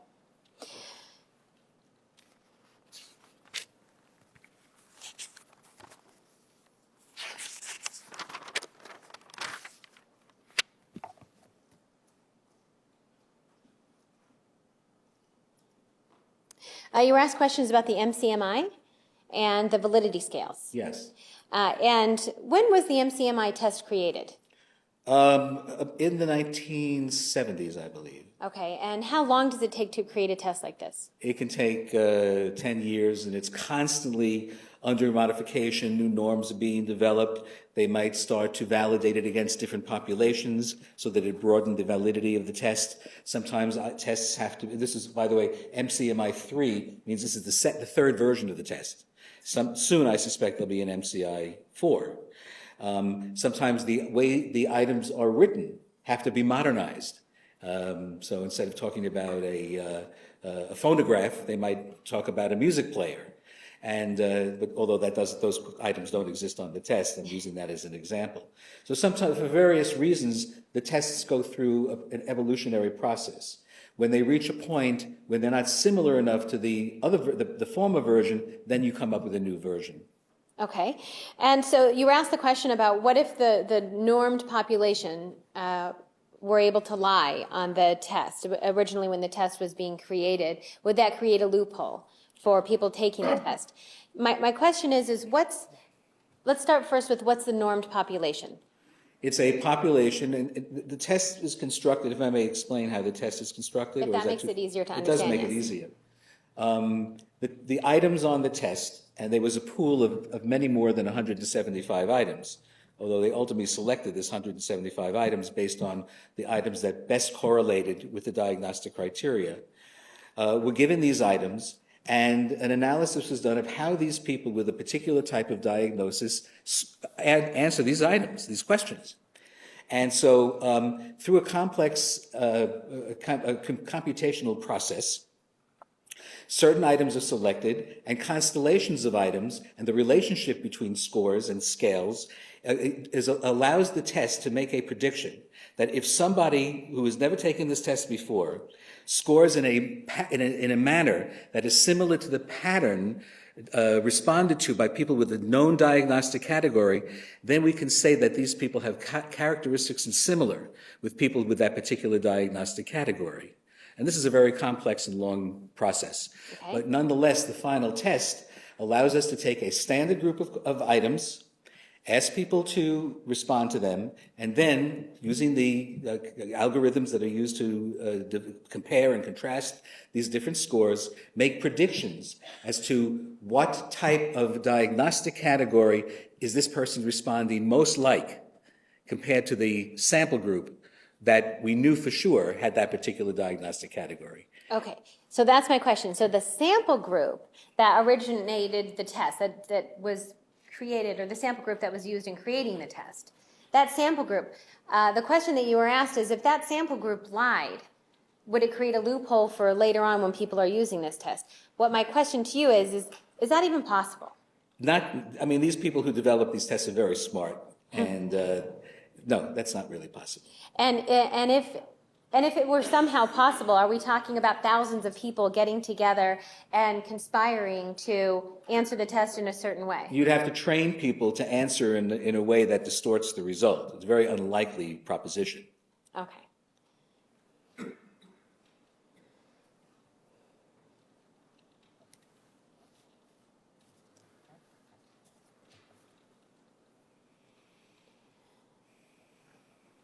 The validity scales on the MCMI test, what are they testing for, the validity scales? Well, they're looking at consistencies between similar items. In other words, sometimes the items in the test are offered several times at different points during the test. They might be slightly reworded, but we're looking for consistencies in internal consistencies. There's one item in either the MCMI or the MMPI, and I'm deliberately mentioning both because I don't want to give an item away, that says, I've traveled across the Atlantic 30 times in the last year. Well, if you're answering in a random process, in a random way, then your answer might be, yes, I have. And very few people have crossed the Atlantic 30 times in the past year. Maybe there's one person who's been, some people may do that, but not too many. And so items like that are placed within the body of the test to detect distortions and lying and a lack of consistency. In fact, one of the statements the test makes is that the person responded consistently to several similar items placed at different points in the test. And again, these test constructors are very clever about what they do. And however, they can't tell on an absolute basis whether or not that person has ever lied before, or they're lying about something unrelated to the test. You're dealing with the sample of items in the test and not beyond that. Okay, so the validity scales, when we're talking about catching someone not being truthful, is that not being truthful with regard to the questions on the test? Yes. Okay, and the questions on the test, are they developed to learn about people's personalities? People basically endorse certain beliefs or concepts or ideas that the test developers have found have served a useful discriminating function. Okay. And the selection of those items is first done by using what we call face validity. We choose items that we think might be differential, and then we narrow. When we say we, I have not developed the test. It's not my area of expertise. But eventually, by using correlational techniques, we're able to remove the ones that are not as useful in predicting and focus on developing a test with as many highly correlated items as possible. Okay. And so when you're talking about the questions, the correlated type questions, these aren't factual questions. No, they're not. They're not factual questions. Okay. Like there's another, this is not a real question, but one similar to it in one of the tests that I mentioned. I like sports magazines. True or false? Now, why is that important? Well, it turns out that certain people with certain diagnostic categories may tend to prefer sports magazines. Now, that one item by itself means nothing, but in conjunction with 567 other items may mean something. Okay. That's just an example. Okay. So the validity scales are telling you if that person is reporting honestly with regard to the questions on the test? That's right. All right. You were asked a question about whether or not the incident with the rope and her being tied with the rope, that occurred on the day of the killing on June 4th. Yes. Okay. Did she speak to you also about another time that she was tied up with a rope? Yes, she did. All right. So there was more than one time. Yes. And on the day that she and Travis had used the rope on the day on June 4th, did he use a knife to cut the length of the rope? Yes, that was what was reported. Okay.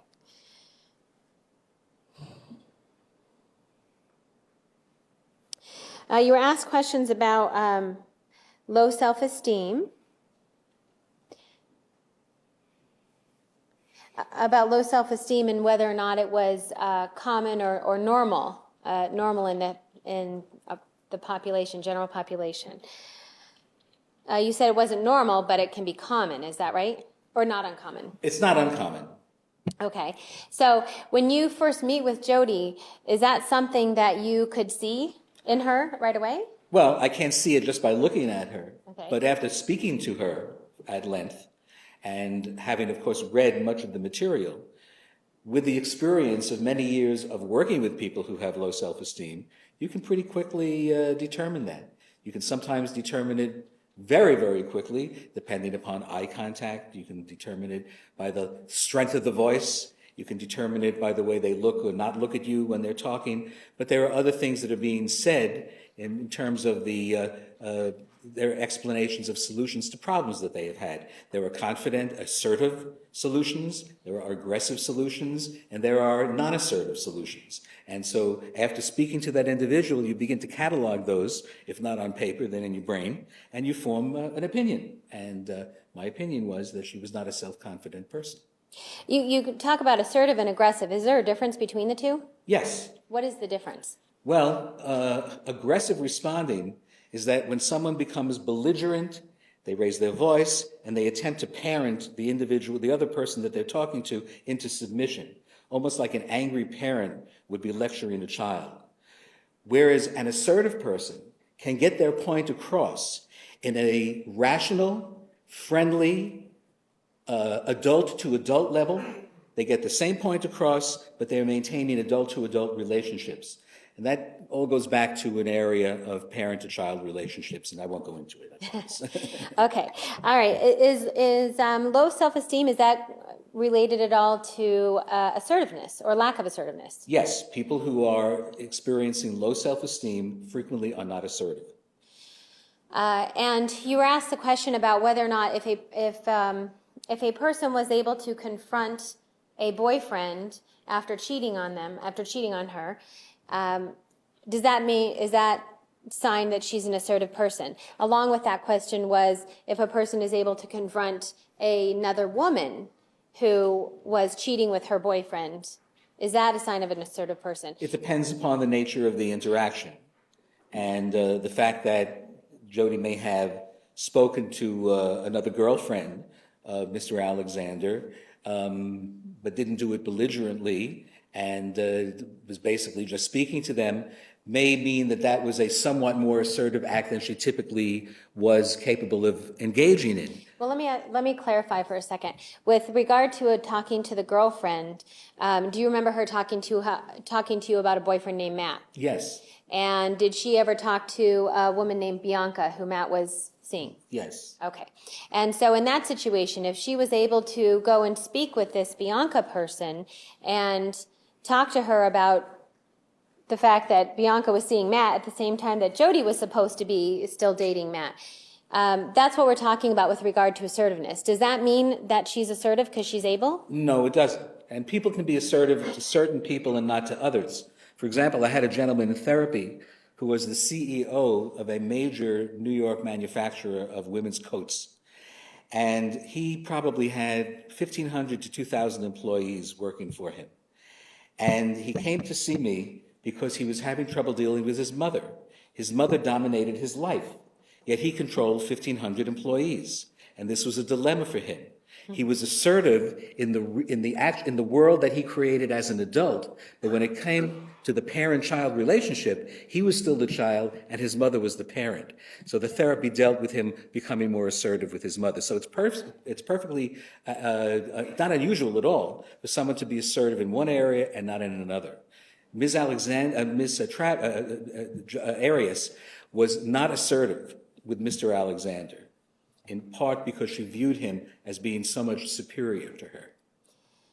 And if she was able to, are you aware of a time when she walked in, when she saw him making out or kissing another woman? Yes. At a time that he was supposedly trying to get her to become involved again with him? Yes. And are you aware that she spoke to him about it a day or so later? Yes. The fact that she was able to do that, to bring it up to Travis that, hey, I saw what you did, does that make her assertive again with Travis? It may have been a little peak of assertiveness at that particular moment. I don't know the exact confrontation, the nature of the confrontation, but a lot of women wouldn't put up with a continued and ongoing pattern of interaction that was reported to me in the conversations and reflected in the emails, the text messages, and so forth. Well, let's say that just 2 months before that, before this situation, they broke up because Miss Arias believed that Mr. Alexander was cheating on her. And then 2 months later, she sees him kissing another woman at the time that he's supposed to be trying to date Miss Arias again. The fact that she's able to speak to him about it, you said is like a peak of assertiveness, right? Yes. What about the fact that when he apologizes and says he'll change, she stays? Does that say anything about her? That indicates that her confidence, she's not respecting herself adequately. Self-respect goes hand in hand with self-esteem. And if you love yourself, if you respect yourself, you're not going to allow anyone to take advantage of you over and over and over again. And she was unable to do that.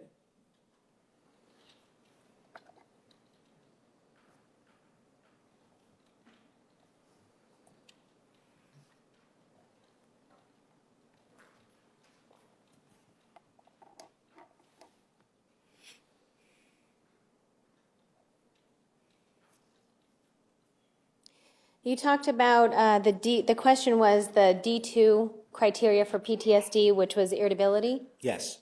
and that Jodi reported that she would be irritable on the phone with her mom. Yes. With regard to that, and you talked about her showing anger towards her mom. Yes. Was she able to show anger to anyone else? Did she have that type of assertiveness or self-esteem to be able to do that? Rarely. Was she ever able to show that to Travis during their relationship? If at all, infrequently. And if she did ever stand up to him, did she talk to you about what his response would be? Well, she reported several times that she would be punished for speaking up to him by him not calling her for several days. And because of her low self-esteem, she began to fear that he was going to abandon her. And she would wind up almost in a panic after him not calling for several days. Now, that can happen once, that can happen twice. But from what I understand, from what we talked about, from what I read, and so forth, this was a fairly common ongoing practice, at least early on in their relationship. It was a form of control. And you see that type of control in situations where we have the classic misogynist, and so on, and it's in the books. You could read about that in various textbooks. When you have a class, I'm sorry, did you say class of what? Misogynists. And what is the males that take advantage of women in that fashion, control women in that fashion. Okay. And does that explain why then if there's a period of time when he doesn't call and she goes into a panic and then he calls and she goes right back to him, is that consistent with what you're telling us? Yes, exactly. Very consistent. How so?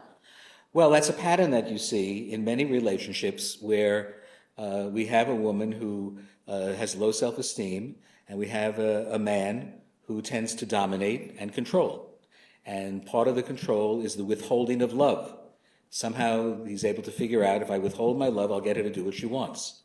And this seemed to be the dynamic of the relationship, from what I was able to ascertain through readings and text messages and the writings and so forth. I did not see it, obviously, but that's what it sure sounded like to me.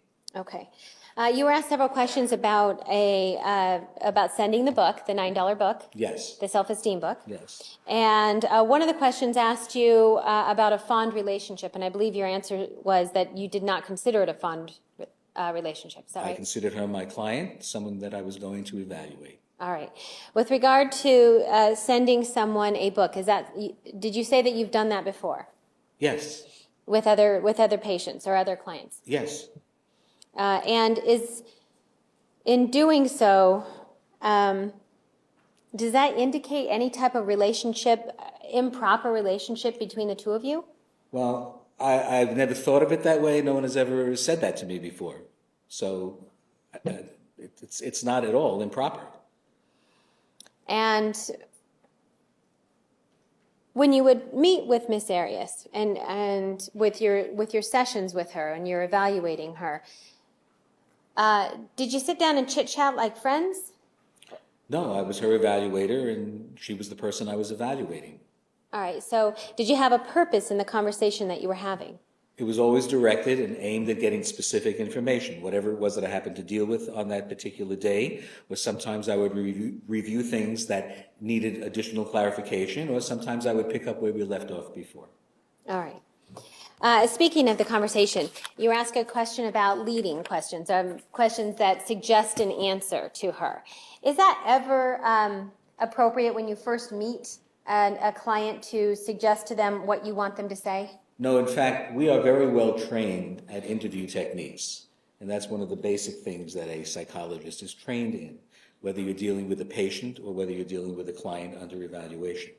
We learn not to use leading questions, because that does distort and it does bias the interview. It's almost as if someone's in a sailboat trying to go this way, but you put a fan on to blow them this way. You're directing them off course, in the direction very often of what you want them to talk about. For many years, until the training had improved, many children who were interviewed by police that may have been molested were given leading questions. And they would come up with accusations and responses that were simply not true because they were led. But not because the person doing the interviewing knew what they were doing. They were unaware that this was happening. So the training now attempts to overcome that. So is it something, so even if you're unaware of it happening, is that why you have to have training to make sure you're not doing it by mistake? Absolutely. It's easy sometimes to lead if you're not aware of it and you're not trained. Okay. And the training is very extensive. What kind of training? Well, it requires you to do mock interviews with the professor or the supervisor there to guide you, or you observe tapes or videotapes or films in those days of interview techniques, good ones and bad ones, and that's part of the learning process. And then we do workshops where we interview one another, and we're critiqued on the nature of the interview. So it's a whole process and can take a long time to learn. And then besides the training, do you put your experience behind that?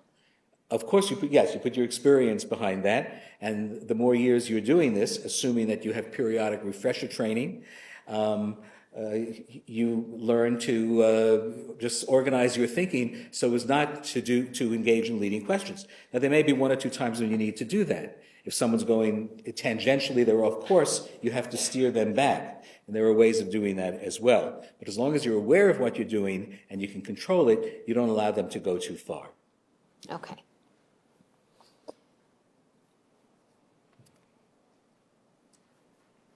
You were asked questions about leaving out the importance of an accurate report.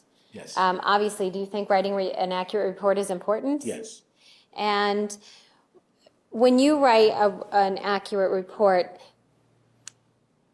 are things that are important to you always the same that might be important to lawyers or police? No. And so with regard to the relevancy of the anal intercourse, the importance of it to you was what? The importance was that it was a pattern that was ongoing. It was something that she accommodated Mr. Alexander in order to maintain the relationship. And while she didn't object, it was not always pleasant for her, according to what she told me. It wasn't something she was getting pleasure from. The fact that it may have happened a couple of times with some other boyfriends, but only a couple of times, suggested that she had more power, more control, more assertiveness in those relationships, or the men respected her more than they did, than Mr. Alexander did in the relationship, where this was something that she accommodated him as opposed to enjoying it. And so so the fact that you did not include in your addendum the additional information that she had experienced anal intercourse a couple of times before Mr. Alexander, was that in any way important to your diagnosis of PTSD? No, if it was, it would have been included, but it wasn't. I didn't want to, again, it was irrelevant to my report. Okay. And with regard to writing a report, when you are summarizing facts or things, summarizing your interviews with a client or patient, in this particular case, are dates important to you? Dates are important as landmarks, but the specific chronological order, except, for example, on the day of the killing, that was important. On the day of certain events, that was important. But many other aspects didn't really matter because whether it happened before or whether it happened later was not relevant. If it's relevant, it's important, but it wasn't relevant to me. And that's the way that I've been doing it for a while, and it seems to work out most of the time. And in your report, the ultimate diagnosis is for PTSD, is that right? At the time that I evaluated her, that was the diagnosis, yes. Okay. And whether or not you listed all the criteria or left a few out, does that change your diagnosis?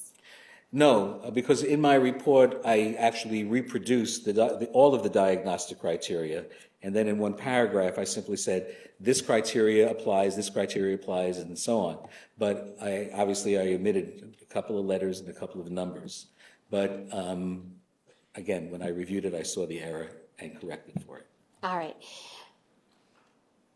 So I guess what I'm asking is it as though you added these things later on as you were getting prepared to testify, or is this added these criteria like, oh, actually she has this criteria too? Or is it that you already knew she had these criteria and you just didn't type it? I didn't type the letters. I had listed all the criteria that existed, but I omitted a couple of letters and numbers that referred back to those. So obviously she wouldn't have made the diagnostic criteria if those criteria weren't met. But I forgot to type in those numbers. Okay, so to you always had the criteria. The criteria were always there, sure. Okay.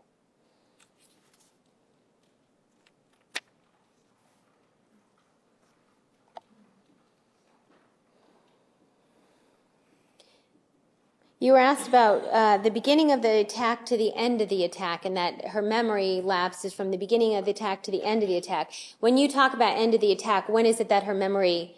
What do you mean by when her memory starts to come back? Perhaps or the ability to form new memories starts to come back. Right. I didn't express that in the best possible way. When I meant the attack was, and I did misstate it. What I meant by the end of the attack was when sufficient time had passed from the onset of the attack, that she was able to, again, become consciously aware of her surroundings, which happened near that checkpoint towards the Hoover Dam. That's what I was referring to, and that's what she can begin to remember. So, again, the flood of the chemicals, suppression of the memory formation, pulling away from the scene meant that she was getting out of the attack. Although she was hyperventilating, she remembered. She came to and she was hyperventilating. And so she was still in the throes of a stress reaction, but it was obviously lightening up at that point, and she was beginning to get back towards a more normal state. So if she formed no memories during the time from the beginning of the attack,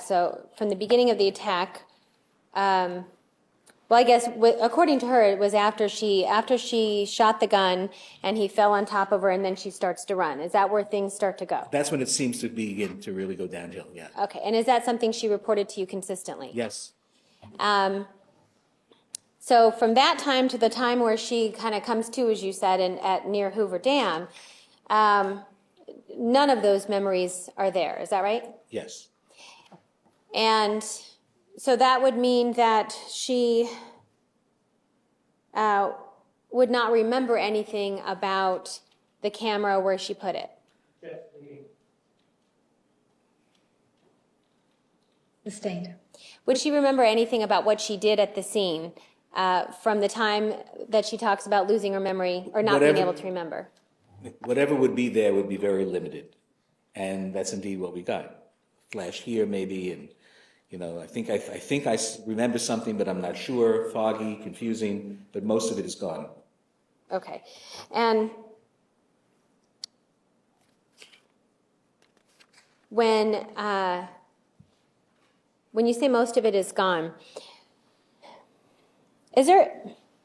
I'm trying to understand the fact that when you don't have a memory, is there a difference between, I think you asked a question actually, between repressed memories and trying to get them back versus not being able to get them back? Is there a difference between, is there something called repressed memories? Yes, there are repressed memories. All right, let's start there. What is that? These are memories that are painful to an individual. They try not to think about it. Some people are able to basically block them off somehow. And they would have a form of amnesia, some sort of transient amnesia. And those memories, however, still exist, coded in the memory. And in those cases, use of sodium pentothal, truth serum, hypnosis may be effective in restoring and pulling through some of those memories. And sometimes they reappear spontaneously. In a case of dissociative amnesia, the memories never form. There's no recollection. There's no recording. It's as if you have an empty disk drive. There's nothing on it, and therefore you can't retrieve it. That's different than if there was something on there and you tried to obliterate it, and then you might be able to pull it out. But in there's nothing recorded. It's just not there. How can you know the difference between repressed versus disassociative? Well, you look at the circumstances that led to the amnesia. Okay. And what is associated with acute stress is dissociative amnesia. And that's based on the physiology that we talked about earlier in the week. Okay, so in other words, when you see somebody who's undergone an acute stress to their system, that the physiological response, the flooding of the hippocampus shutting down, and then long-term memories never being coded. Right. That's dissociative amnesia. Yes. Okay, and that is is that something happens that because it's something that physiologically happens in our bodies? Yes. And repressed memories, is that, how do those occur? Well, no one knows the exact etiology, but apparently if there's an area of memory that's troublesome to you, somehow the brain has the ability, and it's not necessarily anything we do on purpose. We're just so troubled that somehow those memories get partitioned off. And the net of it is that those memories don't bother us. And so the whole area is like cut off from the rest of the brain. And the thing is, though, that those memories still exist, but they're repressed. They're shut off. And therefore, under varying treatments or spontaneously, those memories can reemerge and come back. So is it with repressed memories, it's a negative or a bad experience, but not necessarily something that would throw us into acute stress? Yes. Is that how you can tell the difference? Well, in general, that's one way of telling the difference. I mean, there are a lot of distinctions. Okay. And understand, our knowledge of memory is still fairly rudimentary, but we have learned a great deal, especially in the last 10 or 15 years, about how the hippocampus stores memory in the brain. We know, for example, that with aging, the hippocampus shrinks, but with cognitive exercise, the hippocampus can grow new cells. So this is all brand new stuff. And we're learning more and more, but it's certainly only the beginning for our ability to get better control over these things. All right. And based on what you know happened, something horrible happened on June 4th, 2008. Based on that, does that help you better able to tell us if Jodi suffers from dissociative amnesia versus repressed memory? Yes, the probability is that she suffers from dissociative amnesia due to the presence of an acute stress disorder, which prevented the memories of that incident being retained. Okay. You were asked questions about acute stress disorder, and how is it that you can say she had an acute stress disorder when you weren't there to diagnose it 2 to 4 weeks after she experienced the trauma? Do you remember that? Yes, I do. Okay. And are you actually diagnosing her with acute stress? There's a high probability that she did experience an acute stress disorder, and I base that in large part, 1, to the report of the memory loss, 2, to the condition of the crime scene, which reflected a chaotic, uncontrolled frenzy. Okay, 3? The fact that she exhibited great strength in being able to move Mr. Alexander's body back to the bathroom, back to the shower. Because that tells you what? It tells us that she was very likely flooded with adrenaline and had the strength to pull him. After all, he was quite a bit bigger than she was. Okay. And so what does that all tell us then? It implies the fact that she did suffer from a true acute stress disorder, and that during acute stress disorder, the occurrence of dissociative amnesia is very common. And going back to the fact that her story has always been that she doesn't remember what went on at that time, I would have to say that it's a very strong probability that she did experience dissociative amnesia. All right. According to the DSM, can you specifically diagnose her? Because since you didn't talk to her immediately after. No, and that's why I didn't use the diagnosis, but I did indicate that the conditions of the scene likely indicated the presence of an acute stress disorder, which evolved into a post-traumatic stress disorder. And like we talked about with the meteor crater up near Flagstaff, there's a hole in the ground. We know at one point a meteor hit it. We can infer that by things that we know about how these things are formed. And so by going back and doing almost like a forensic analysis of that crater, we're able to, with a high degree of probability, assume that there was a collision of a big stone from space at one point.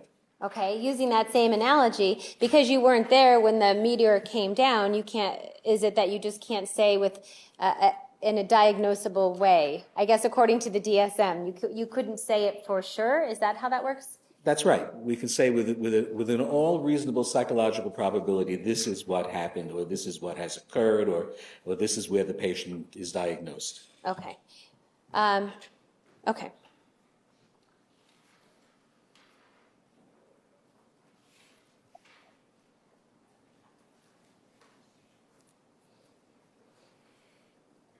You were asked the question about spending 25 to 30 hours with her. Isn't that actually inadequate? And your answer was no. But you also told us that getting close to 30 hours, it starts to become therapeutic. Is there any concern that you were switching roles with Jodi? No, I had no concerns about that. That's why I terminated the visits. I got the information I needed. There was no new information coming in, and therefore I felt that I had more than enough information to be able to finish my report. And actually I had some sessions after I finished my report because there was some new information that I took up in the addendum. And there was no point to be served. So I didn't continue. There was no need to continue. All right. And you talked about what other doctors in your profession the time that they often spend. What are the times that are normally spent with evaluations, typically, I guess? 6 hours. There's some evaluations we do that can be accomplished in 2 hours. There are some, and that doesn't include the review of the case materials, but actually sitting with the client. Some people might spend 10 hours, 12 hours, 15 hours. But as a rule, 25 to 30 hours is a fairly good stretch of time for an evaluation. Some people spend more, depends upon the nature of the circumstances, and it's up to the professional, who you assume knows when to stop.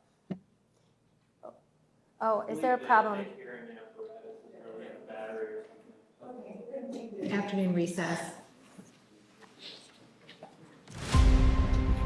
Ladies and gentlemen, please be back in the designated area at 3:15. Please remember the admonition, you are excused.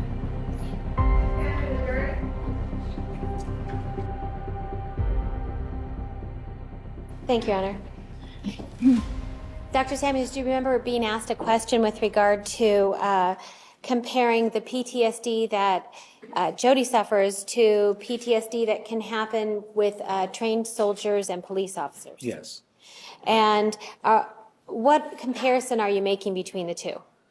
The comparison is that both groups reach the same diagnostic criteria, albeit for very different reasons. All right. And when somebody experiences a trauma, do they necessarily get PTSD? No. What about if the person is trained, the more trained they are to deal with certain traumas? While they're still vulnerable, there's a decreasing probability of undergoing an acute stress reaction if they are well trained and prepared. Okay. And if the person, I guess along those lines, if a person has control over the situation where they know what's going to happen, is there a less probability or less likely for that person to then be thrown into an acute stress? Yes. Why is that? Well, normally what occurs is that there's a shock value to certain situations. The person feels threatened first, and then they go after, they may respond by either fleeing or protecting themselves. But if they're planning to kill someone, then the initial reaction is theirs. They don't have the element of surprise. There's more planning involved. And while it may very well be that their reaction to what they just did would be very negative, the likelihood of developing a acute stress reaction and experiencing those severe autonomic changes is lower. Okay. You talked about there was a question about when you first learned of Jodi having a physiological response. We're talking about the tremors and the shaking. When you first learned about the fact that she was having tremors or that she was shaking, was it Mr. Nurmi who told you? Yes. And after that, did you know to look for it? That's right. After that point, I made an effort to look at it and see it myself. And after that, did you discuss it with Jodi after that? After that, yes. Is it something that Jodi brought up to you all on your own to show a symptom that she had? No. I inquired when I first found out about that, and then she told me that she had sweaty palms and also shaking under various different conditions. Okay. So it's something that she answered your questions after you found out about it? That's right. I wanted to inquire further because I hadn't noticed it. Okay. And let's see, with regard to the question about, there must have been some confusion with regard to the 3 to 8 cases per 100,000 people of transient global amnesia. Yes. Okay. Did I say that right? You did. Okay. Isn't that a small number? 3 to 8 A very people? small number, yes. All right. So what is the point then? The point was simply to explain to the jury and to show that amnesia is not something that's mysterious, that it can occur under a wide range of circumstances. I indicated that it didn't happen very frequently, but I simply wanted to lay that as a foundation for the further discussion of dissociative amnesia. Okay. And this particular, where you got that number from, the 3 to 8 out of 100,000, was that contained in a review article? Yes. And did that review article contain information from 119 other articles? Yes, And that was speaking of generally a type of amnesia, transient global amnesia. Is that right? correct. And that type of amnesia, you said, can occur from far less traumatic things. Yes, Whereas dissociative amnesia, that occurs from something much more traumatic. correct. You were asked questions about hypnosis. Yes. Is hypnosis something that an evaluator typically does? No, not unless requested. For example, when I consulted with the police departments of the state police in New Jersey, I was infrequently asked to do a hypnotic analysis. I'm sorry, did you say infrequently? Infrequently asked, okay. yes. It didn't happen very often. And when I was asked to do it, I did, because I am proficient in hypnosis. And it was helpful a few times to help certain police officers better recollect the circumstances of the situation in which they were involved with a shooting incident. But it didn't really help the investigation all that much, and it was never clear whether they were just confabulating that or making it up based upon things that were said or things that they heard about. I did use hypnosis in the case of a young, maybe a 10-year-old girl who was accused of killing her mother, and to try to get some information from her. And in that case, it was more useful. Okay. Is hypnosis something that would be done more in therapy? Yes. And so is that why you're not frequently asked to do it as an evaluator? Well, its value is limited, and the information that you get from hypnosis is generally not considered reliable, and it is subject to cross-examination, and it doesn't stand up. It's a pretty good therapeutic tool, by the way. Hypnosis can be very effective in controlling anxiety, depression, habit control, and so on. But as a forensic technique, it has its limits. All right. And were you doing any kind of therapy with Jodi? None whatsoever.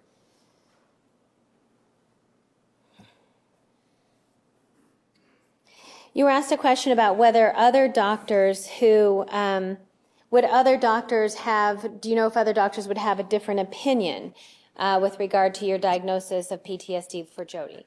Do you remember that question? Yes, I do remember that question. All right.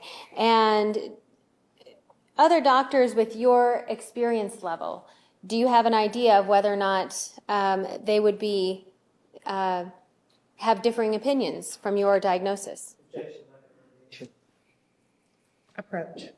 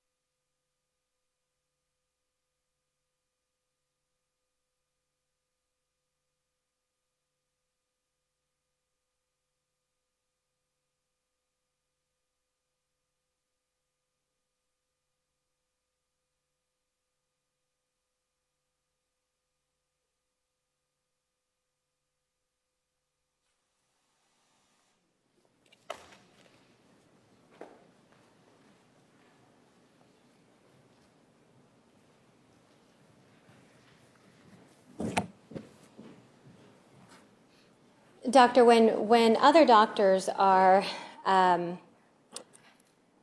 looking at making a diagnosis, and psychologists in particular, are they all using, to make a diagnosis, are they all using the same criteria that you would use? Yes. And is that criteria located in the DSM? Yes. And so if you find that the criteria exists pursuant to the DSM, is there a likelihood of doctors with the same experience level who are listening to the same things that you're listening to, is there a likelihood that they would find the same criteria? If they had the opportunity to review all of the material and to interview the client in a similar manner, yes, I would have a great deal of confidence that they would find the same diagnosis as me. Okay.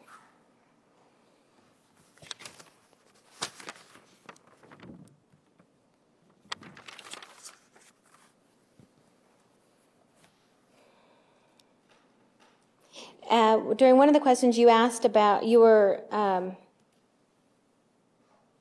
talked about an assessment. How can you make an assessment if the person is lying? I recall. And you talked about that you've been doing these evaluations and therapy, things like that, for for 35 years, and some of the things that you look at in order to make these assessments. Yes. Okay. What are some of the things that you look at to make these assessments? Well, you look at the consistency of the reporting. You look at the ancillary information, whatever that may be. In some cases, it might be a spouse or other family members. It might be a diary. It might be text messages or emails. Comments with significant people, discussions with significant people in their lives. And you try to form a pattern. And if the things that you're being told are consistent with that which was told to you by others, then you have to attribute a higher level of likelihood that what they are telling with you is true. Okay. One of the questions that you were asked dealt with how do you know, based on, we're talking about Jodi's journals, how do you know that nothing negative, and we saw some of the negative writings, but nothing overly negative, how do you know that nothing overly negative was written in her journals isn't because nothing negative ever happened? Do you remember that question? I do. And did you review text messages and emails besides speaking to Jodi? Did you look at other things? Did you look at other things other than speaking with Jodi to learn about some negative experiences? I did. And in doing that, did you run across text messages between Jodi and Travis? I did. And in these text messages, did you see certain ways that Travis would treat Jodi? Yes. And I'm showing you exhibit number 444. This is a text message that we've already established previously, that this is a text message coming from Travis to Jodi. Yes. And do you see where he's talking to her about do not call me, do not text me anything? Yes. Oops, hold on. Right up on top. Yeah. And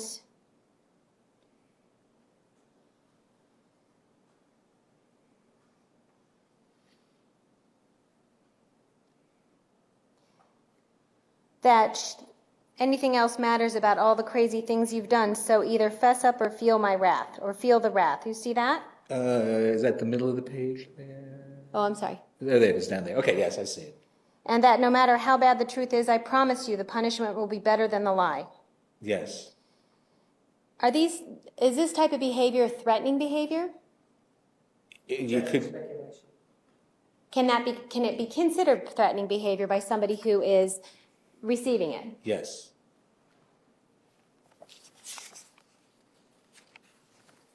I'm showing you what's been entered into evidence as Exhibit 445.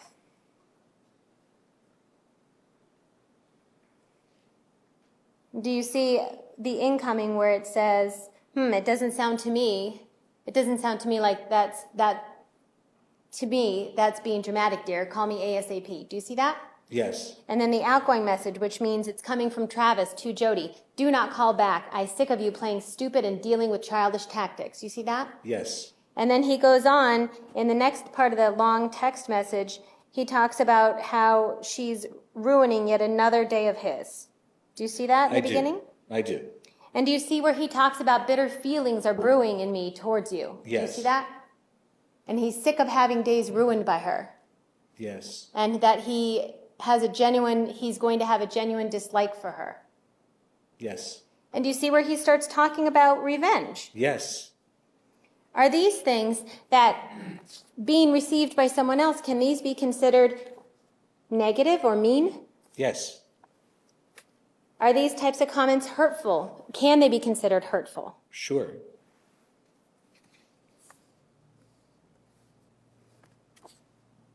I'm showing you it's been entered as exhibit number 450.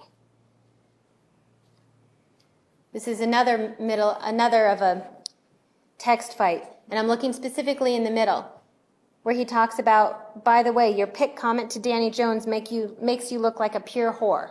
You see that? I do.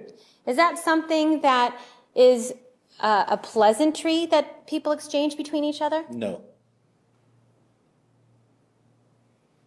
And if he knew what I knew about you, he'd spit in your face. That's not a pleasantry, is it? Not loving words, no. And to call somebody evil. It's a very negative assessment.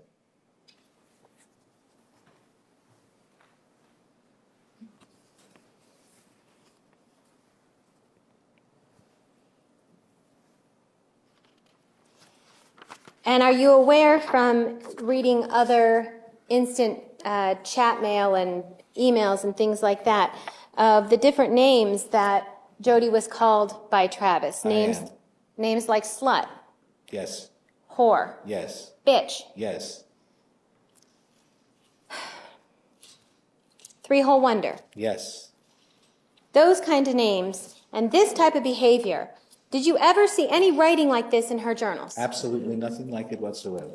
And so when you are talking about her not writing negative experiences in her journals, are these some of the things that you are talking about? She was always writing her journal to make Travis look good. Did she ever talk to you about why she did that? Well, yes, she did. Why is that? Well, she respected him. She loved him. She hoped that she could be part of his life. And she was hopeful that he would eventually change.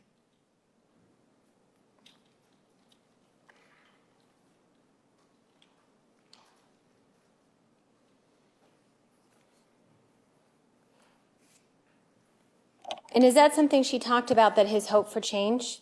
Yes, that was part of her conversation. And somebody who has a loved one speak to them in this way, and then doesn't do anything, stays in the relationship until the next time they're spoken to in this manner. Does that speak to their assertiveness and their self-esteem? Absolutely. What does it say about it? It says that they have low self-esteem and that they're not assertive. Not assertive at all.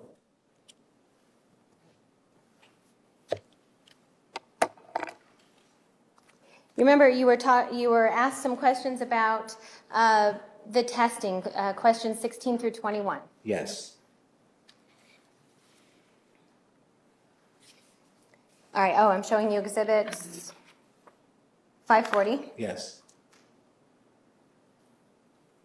which shows questions 16 through 21, and the exhibit 540 these are the questions on the PDS test. Yes. And these questions 16 through 21, they speak to a trauma. Is that right? That's correct. And you had talked earlier about when a person is speaking of a trauma, does it necessarily matter the specifics of the trauma? Not if you're talking about one type of trauma over another. In my professional opinion, they were close enough. And so what she was reporting when she took this test was likely that which she experienced during the trauma, even though she attributed the cause of the trauma to something else. So even though she was talking at the time that she takes this test about intruders still, When she answers the questions 16 through 21, based on what you know, what she says actually happened, did you feel comfortable of whether or not these answers would change? Objection. Speculation. Overruled. Yes, I was pretty confident that they would remain roughly the same. All right. And then ultimately, if they remained roughly the same, did the testing result, which confirmed your hypothesis for PTSD, does that remain the same as well? That's right, yes. All right. Thank you. No further questions. Mr. Martinez. Sir, one of the things that you told us with regard to the PTSD was that the other time was that, well, yes, I would have administered it had I thought about it, right? That's what you told us, right? I did say that. And sir, with regard to that, you also said that you provided us with some raw data, right? Remember questions being asked about the raw data in that particular test? That particular test? The PDS test? Overruled. Do you remember that? I did not supply the defense team with the raw data. No, I'm not asking about that. Do you remember that you made a comment about lawyers coming in possession of raw data? Do you remember that during a question from the jury? Well, we discussed it, yes. yes. Yes or no? Yes, we discussed it. And with regard to that, as you said, it's because they wouldn't understand it, right? You said that, right? Well, that's one component. Sure, but you said it here in court, right? I don't recall specifically. Objection, Judge. Beyond the scope. May we approach? You may approach.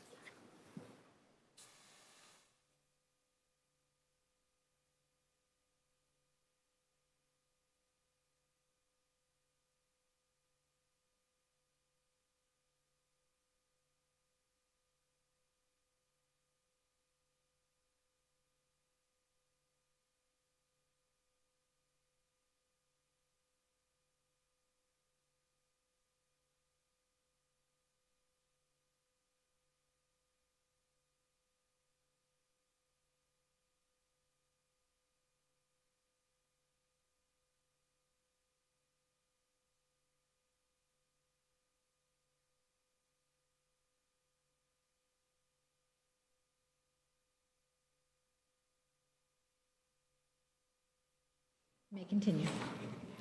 There is raw data that's associated with the PDS test, correct? Yes. Let's take a look at that raw data.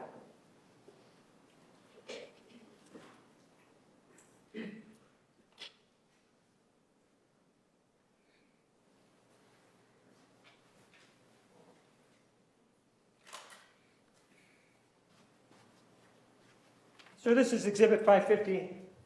Take a look at it and see if you recognize that as the raw data involving the PDS test that you said did not need to be readministered today. Yes, that's it. And this one actually contains the little circles filled in, right? Yep. We move for the admission of Exhibit 550.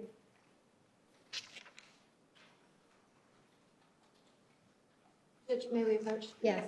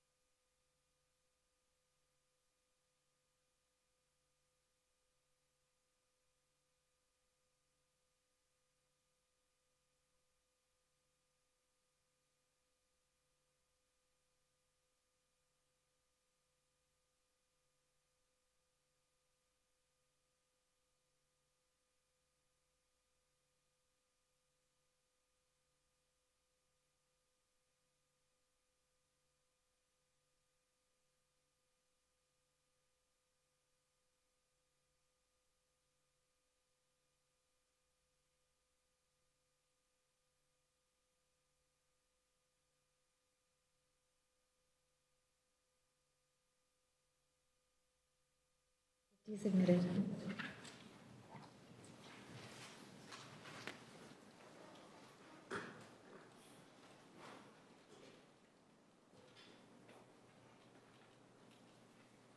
So let's take a look at Exhibit 550 and the worksheet that's associated with that. You take a look at it. At the PTSD diagnostic criteria A through F met. Do you see that question there? Yes. Do you see the number of symptoms endorsed? It says maximum 17. You see that? Yes. And it says 17 there, doesn't it? Yes, it does. Let's take a look at the other one that you provided to me on a separate date back on March 18th of 2013, this year, Exhibit 535. Let's take a look at that. This is Jodi Arias. You see that same question, post-traumatic stress disorder diagnostic criteria, A through F met? Yes, I Question. scored that twice. Sir, numbers are different, aren't they? Yes, I scored that twice.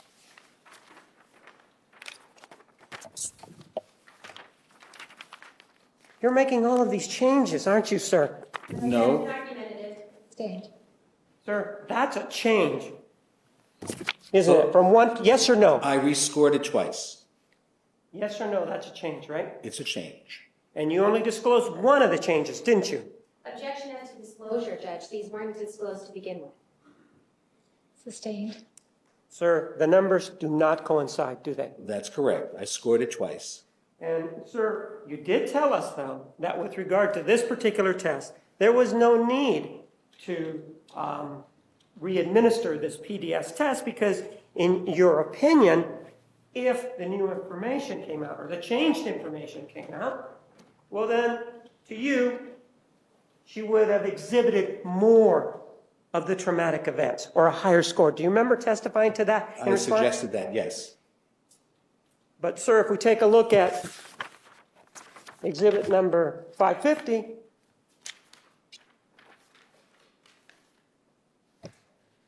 isn't she already at the maximum 17? How could she possibly go higher than 17? I don't recall, and I don't know that I have a date on there, but what I did was that I calculated it Sir, twice. And I counted. Judge, he's being non-responsive. No, Judge, he's trying to answer the question. Thank you. I had misplaced that particular worksheet. And in preparation for testimony, I decided to rescore it. And I rescored it, and the score may be different by a point or two, but both scores meet the criteria. There's no difference in terms of the outcome of that test based on the score of 17 or 15. First of all, did you tell us when we were talking about exhibit 535 that you had misplaced the original? You didn't tell us that, did you? I don't recall that I did, no. And with regard to when you testified today, my question is much more direct. Isn't it true that in response to a question from the jury, you were asked, well, if this other story was known at the time that you took this PDS, would the scores be the same? Do you remember being asked about that? I did. Yes, I And was. do you remember saying in response to that question, well, it's not really something that you were concerned with, and the reason you weren't concerned with it was because you said that she would have scored higher anyway, right? Didn't you say that? What I was referring to, Yes or no? I sir? can't answer yes or no, sir. You don't remember saying that to a response to a juror's question, yes or no? And if you do remember, yes. And if I you don't remember. Do you have problems with your memory then? No, sir, no more problems than you do. Sir, Overruled. The answer will stand. Sir, with regard to this issue, have you conducted a diagnostic test on the prosecutor? No, I have not. How would you know about his memory problems if he has any? I'm not saying that you are. Sustained. Sir, one of the things that you told us was that you were, when you went to see the defendant, one of the things that happened was that you gave her a book, right? That is correct. And you said that you were a compassionate man. Do you remember saying that in response to a juror's Yes, I question? have been accused of that by many. I'm not asking you if you've been accused of anything. I'm asking you whether or not, in response to a juror's question, you said that you were a compassionate man. Yes, I did. And with regard to compassion, isn't that just sympathy for an other individual and whatever situation they may be in? Perhaps. Well, no, you're the one that used the word compassion. So I'm not sure that compassion and sympathy mean the same thing.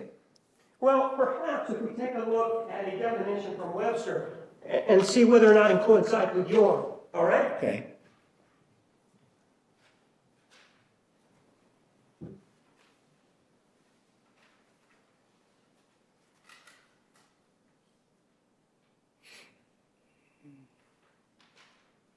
Take a look at exhibit number 551.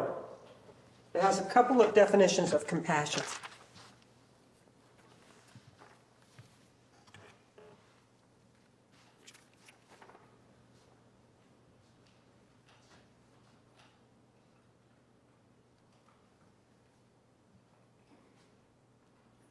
Yes, I see that. Okay? Yes. If I may have it back. Doesn't it say that compassion could be sympathy for the distress of another? Yes. And so when you said that you had compassion, you told us that you had sympathy for the defendant, didn't you? Well, that's Webster's definition. I use the word compassionate. Right, and we just talked about how Webster defines compassion, right? Correct. Objection, Your Honor. This is beyond the scope. Overruled. Are you saying that you have a different definition of compassion than Webster's? I'll go by Webster's definition. All right, so Webster then talks about sympathy for the distress of another, right? That's correct. And so you said that you gave the book to this defendant after your first meeting with her, right? Correct. And so that means that, and how long did that first meeting last? 2, 3 hours, 4 hours perhaps. What was the date? I can look that up. Go ahead.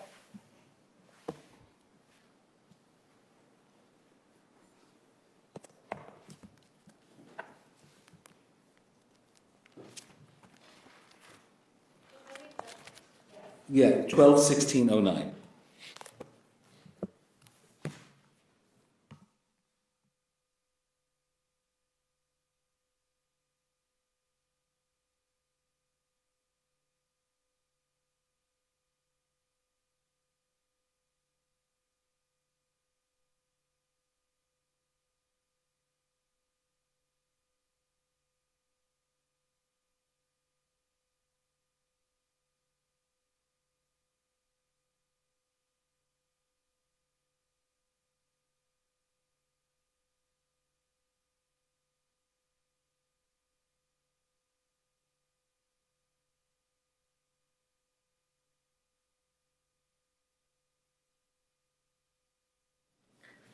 State moves to the admission of exhibit 551.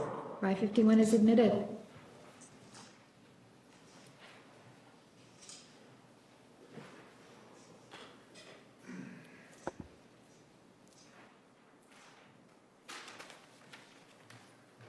Take a look at the definition.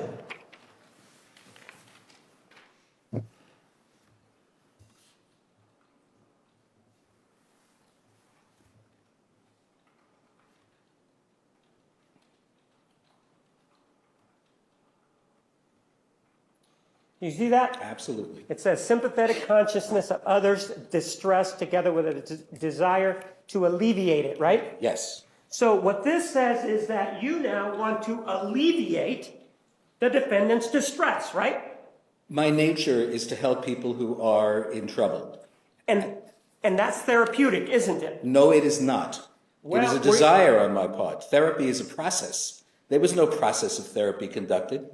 It's a desire on your part. And that's part of the bias or the thoughts that you take into this evaluation, right? My training of 35 years has taught me not to inject any bias whatsoever in the impartial evaluations that I conduct.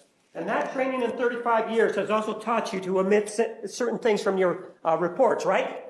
Like omit what? Like in finding PTSD. Let's take a look at that. Hold on. Exhibit number 544, that training of 35 years that you're talking about, sir.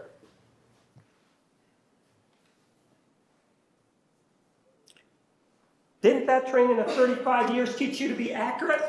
I absolutely, but I didn't have training as a typist, and I omitted a couple of numbers, which I then corrected prior to coming to court. And you however, release this report for publication. I to did. others, didn't I you? did, yes. And you did that even though you had the opportunity to review it, right?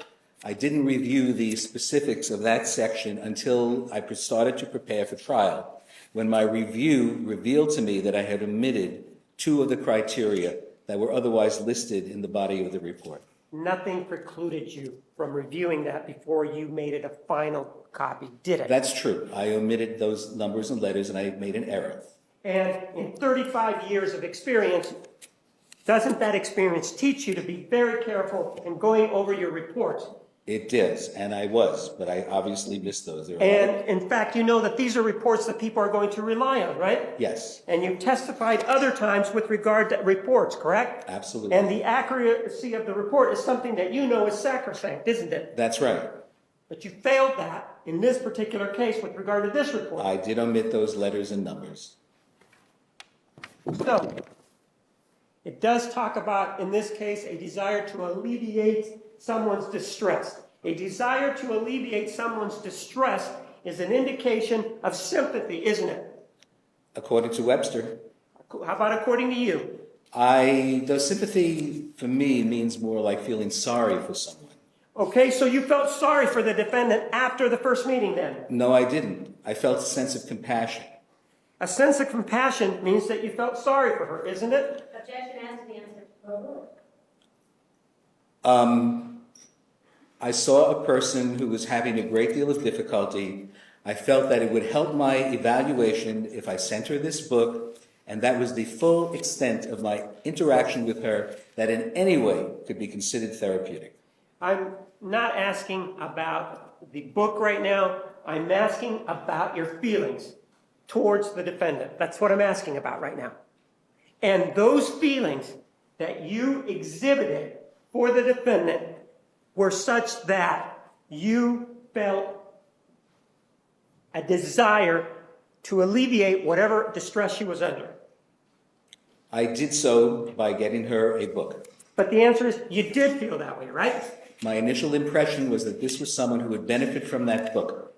Your initial impression after talking to her was that you felt sorry for her. Not necessarily sorry for her. I felt that this was a woman who was alone and isolated, and by reading that book, it might help with the accuracy of my report and make her more likely to be able to come to terms with an issue that she was protecting herself from psychologically by creating an alternative reality. So you feel that your role is that of a support group then, right? No. Well, you said she was alone.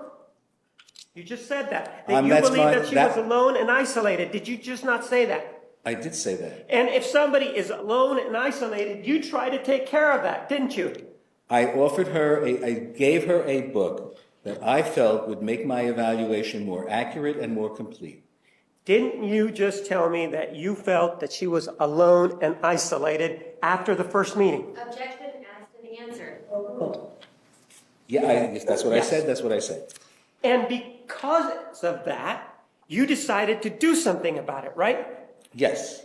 And that doesn't have anything to do with anything other than what you're feeling at the time, does it? No, because I've been trained to disconnect any feelings that I might have from the objectivity of an evaluation. This isn't something that we learn how to do, and I've been doing it long enough to know that sending someone a book that I think might be helpful for them, which in the long run would help me and the accuracy of my evaluation, is not a situation where I'm creating therapy or giving them support, because nothing was ever talked about other than once she told me she was reading the book. When you were describing an answer to the question from a jury, didn't you use the word breakthrough, that you had a breakthrough, and then you continued with talking to her? Didn't you say that? Yes, Objection mischaracterizes the testimony. that mischaracterizes what I said. What I said, that if this was therapeutic, if it was a therapy, if it occurred during someone's therapy, it would have been considered a breakthrough. But just because you say that the word therapy isn't being used, the fact that she changed stories after reading this book because you gave her that book because you felt sorry, that's not considered therapeutic at all, right? Objection mischaracterizes the evidence of changing stories just after she read the book. Harold, let me answer. It took several visits and many months before she changed her story. And she didn't reveal the new story to me. She referred to it, she told her attorney about it, who then informed me. Whether the book had anything to do with that, I have no idea. I don't want to know anything about anybody else other than you. Can we just, in other words, what you knew in talking to the defendant? That's what I'm interested in. So after the first meeting, that's when you decide to send her the book, right? Correct. After the first meeting, you then had another conversation with her, right? Yes. When was that? When was that? Yes. The next, Approach, please.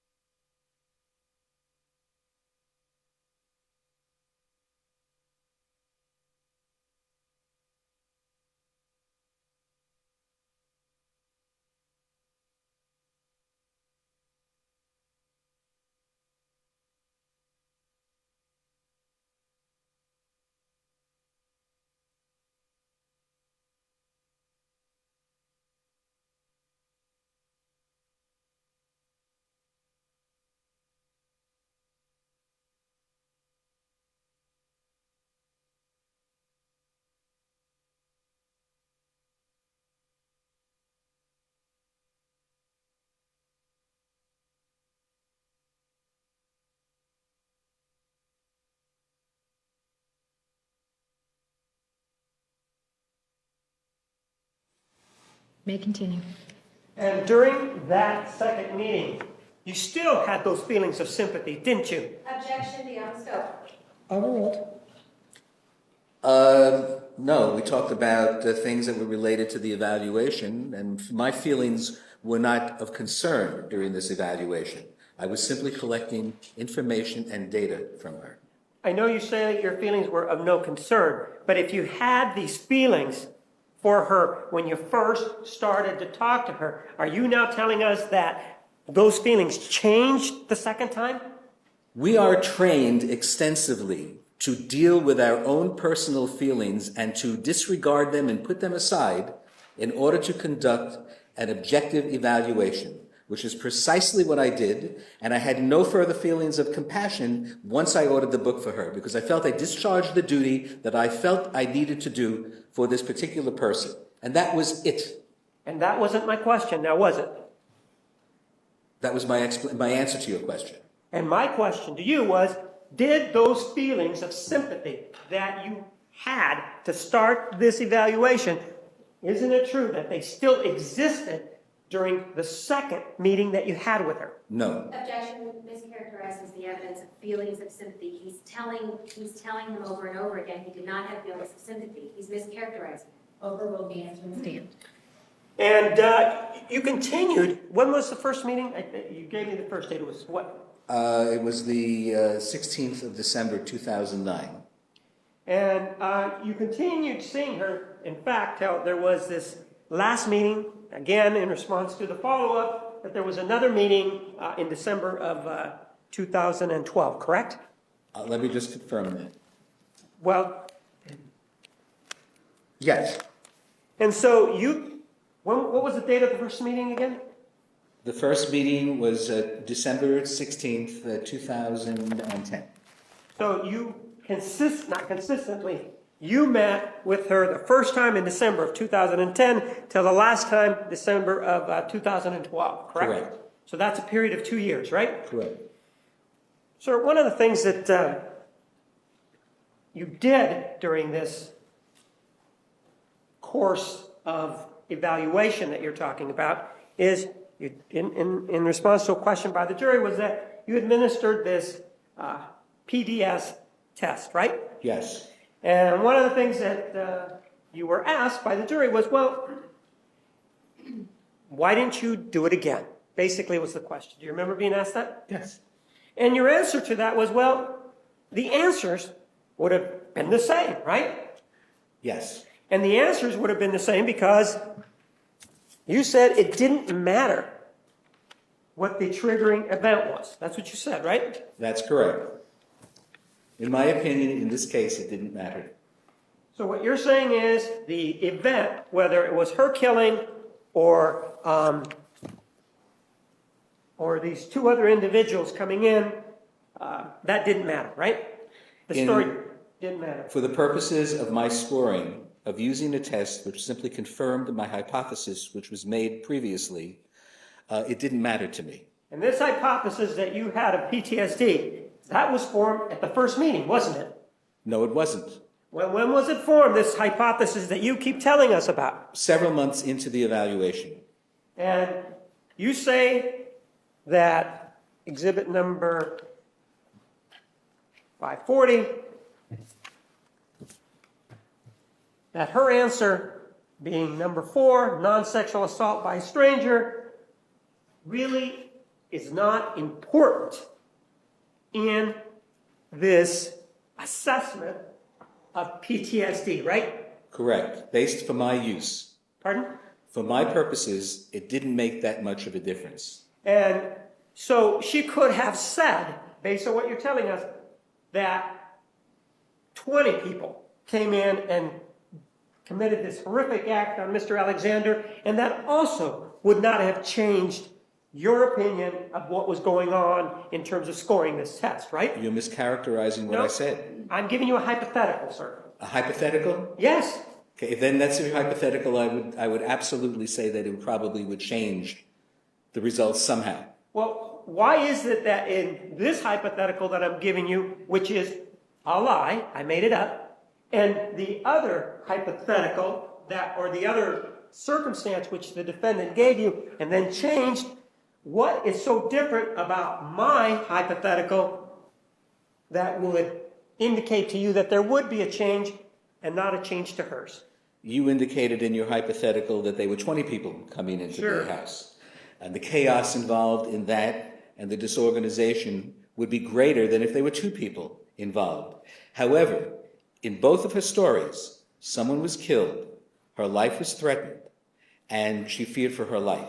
So those similarities made me feel that the redo of the test was not critical to my hypothesis of post-traumatic stress disorder, particularly because this was only a confirmation of my diagnosis. And you're saying that in both instances, someone attempted to kill her, right? That's what you said, right? Yes. In the first one, when these 2 individuals came in, somebody put a gun to her head, that was an indication that somebody's going to kill her. And the second one, according to you, it was Mr. Alexander who, based on the story that she gave, that threatened to kill her, right? Yes. Both of those stories, sir, were told by the same person, right? Yes. So one of them has to be untrue, right? Correct. And so if one of those is untrue, doesn't that make that person suspect in terms of storytelling with regard to the PDS and anything else that is presented? No. So in other words, a person can make up a story and present that story to you, and you know it's not true, right? Yes. And based on that, if they then take a test anyway, like this PDS, and they give results on that test, according to you, for example, the answers to 16 to 21 that were asked about, well, I'm going to take these as truthful, 16 to 21, even though the answer to 14 may have been untrue. Right? Based, I'm sorry, I don't know what your question is. My question is that you are telling us that the answers to question 16 to 21, you believe are valid, right? They were consistent for both scenarios. No. Okay. I'm not asking if they were consistent with both scenarios. I'm asking whether or not you consider them valid. The items themselves? The answers to the items. Yes, I do. And the answers were valid to you, even though one of them, we don't know which one of them, or any of them, were based on an untruth, right? That's right. Isn't it true that the reason that you take that position is because you have compassion for the defendant? No. Isn't it true that you have changed or done things like exhibit number 550?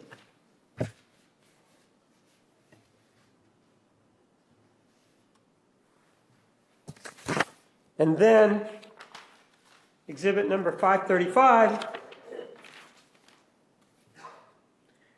isn't it true that you've done things like that because you have sympathy or are biased toward the defendant? Absolutely not. Isn't it true, sir, that it is an ethical issue for you to have, for example, exhibit 535 represented as the only raw data, and then have exhibit number 550 of the same person, same test, scored differently without you telling anybody any? Isn't that an ethical dilemma for you? I recalculated the items because I had misplaced the sheet. And I wanted to recalculate so that I would have something to refer to, knowing that the first copy was sent in as part of my evaluation, but I didn't have access to it. So I recalculated it again so that I would have something to review when I was going through my reports. However, I might point out to you that either score met the criteria. It did not change the utility of the test. But you're not answering my question. This does not run afoul of the psychiatric guidelines, what you just did in this case, where you have exhibit 535, where you scored something, correct? The original exhibit is the one that I submitted. The second one occurred because I did not have access to that, and I needed to have those numbers in front of me when I was doing my review. I understand all of those justifications, but my question to you is, in terms of the ethical guidelines, exhibit number 550 is the one that has the dots that are filled in, right? Yes. You filled those dots in, right? Yes. It wasn't the defendant that filled those dots in, right? That's correct. You're the person who scored this test, right? Yes. And you're also the person that scored number 535. Yes. Right? And do you remember, originally on cross-examination, that the prosecutor asked you for the raw data? Do you remember that? Yes. At that time, you didn't provide any of this raw data with the little circles on it, right? No, I believe I did. You think you did? Objection, Judge. Mischaracterizes what happened. May we approach? You may.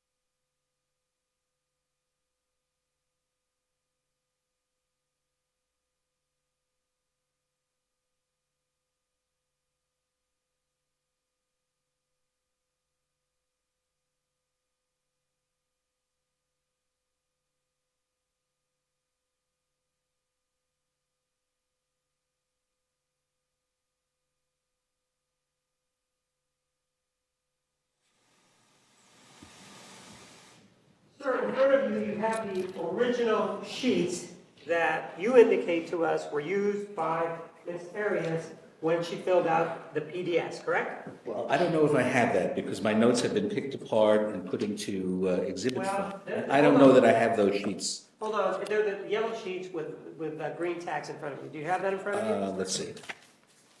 Ah, yes. Do they have that? Yes. Initially, during cross-examination, this is what you provided. Exhibit 534 is what you provided to the prosecutor, correct? Right. At that time, you indicated that you did not know where the scoring sheet was associated with this, correct? Well, actually, it turns out that it was somewhere else in my book, but that's correct. I said that. And you came back the next day, correct? Yes. And the next day is when you provided exhibit number 535, right? Yes. But at no time did you ever provide what's in exhibit 550, which is the scoring sheet with the little round circles on it, right? Can I see that, please, sir? Sure, of course.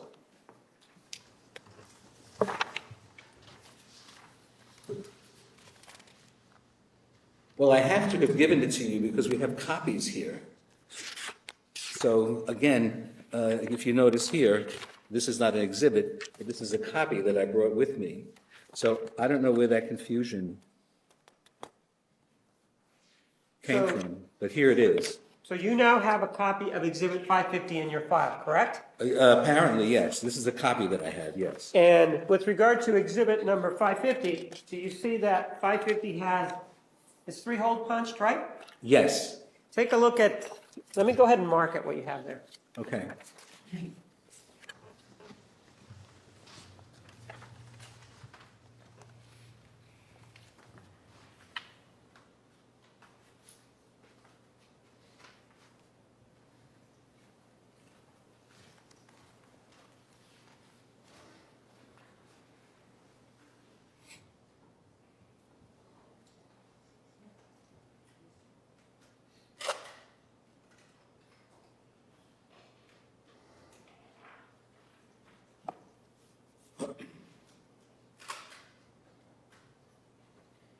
With regard to Exhibit 550, if you take a look at it, sir, this one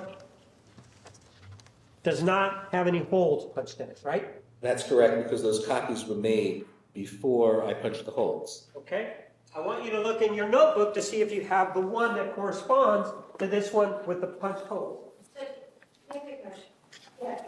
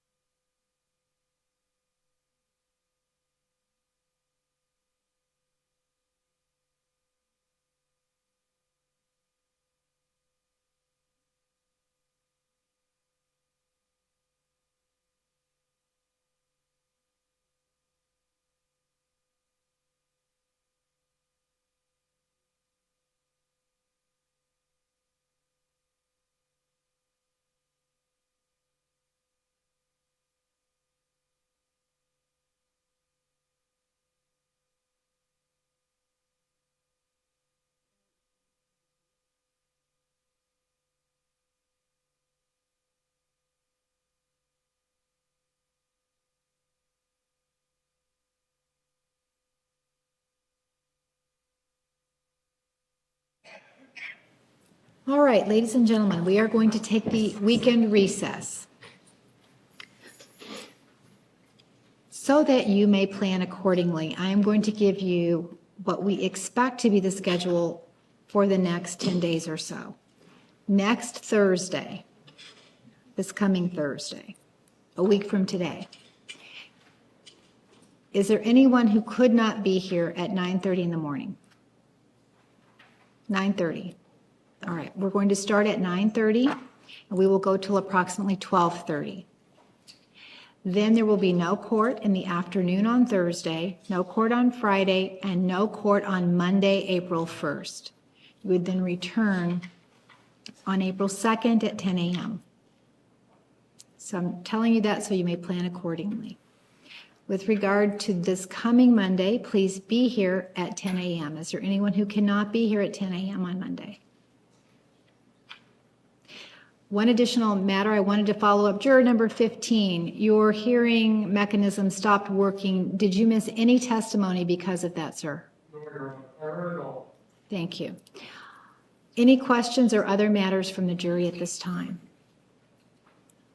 Let me follow up one more time. Have any of you seen or heard anything about this case in the media?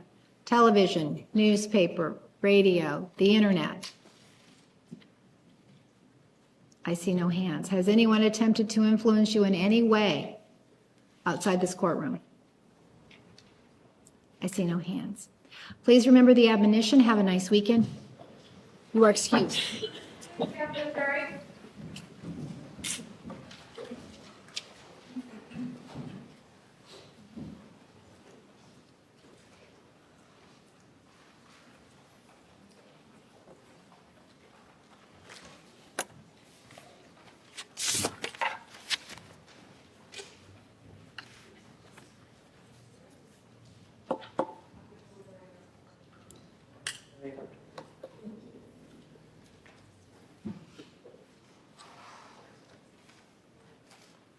Please be seated. The record will show the jury has left the courtroom. Dr. Samuels, we'll see you back here at 10 o'clock on Monday. And do you have any other exhibits in your folders? Well, these are my folder, but I'm still missing the exhibits that were just taken from me. So I would like to have that so that I can review them. All right. You can speak with Ms. Wilmot about that. Okay. All right. Is there anything else, counsel? All right. We are in recess.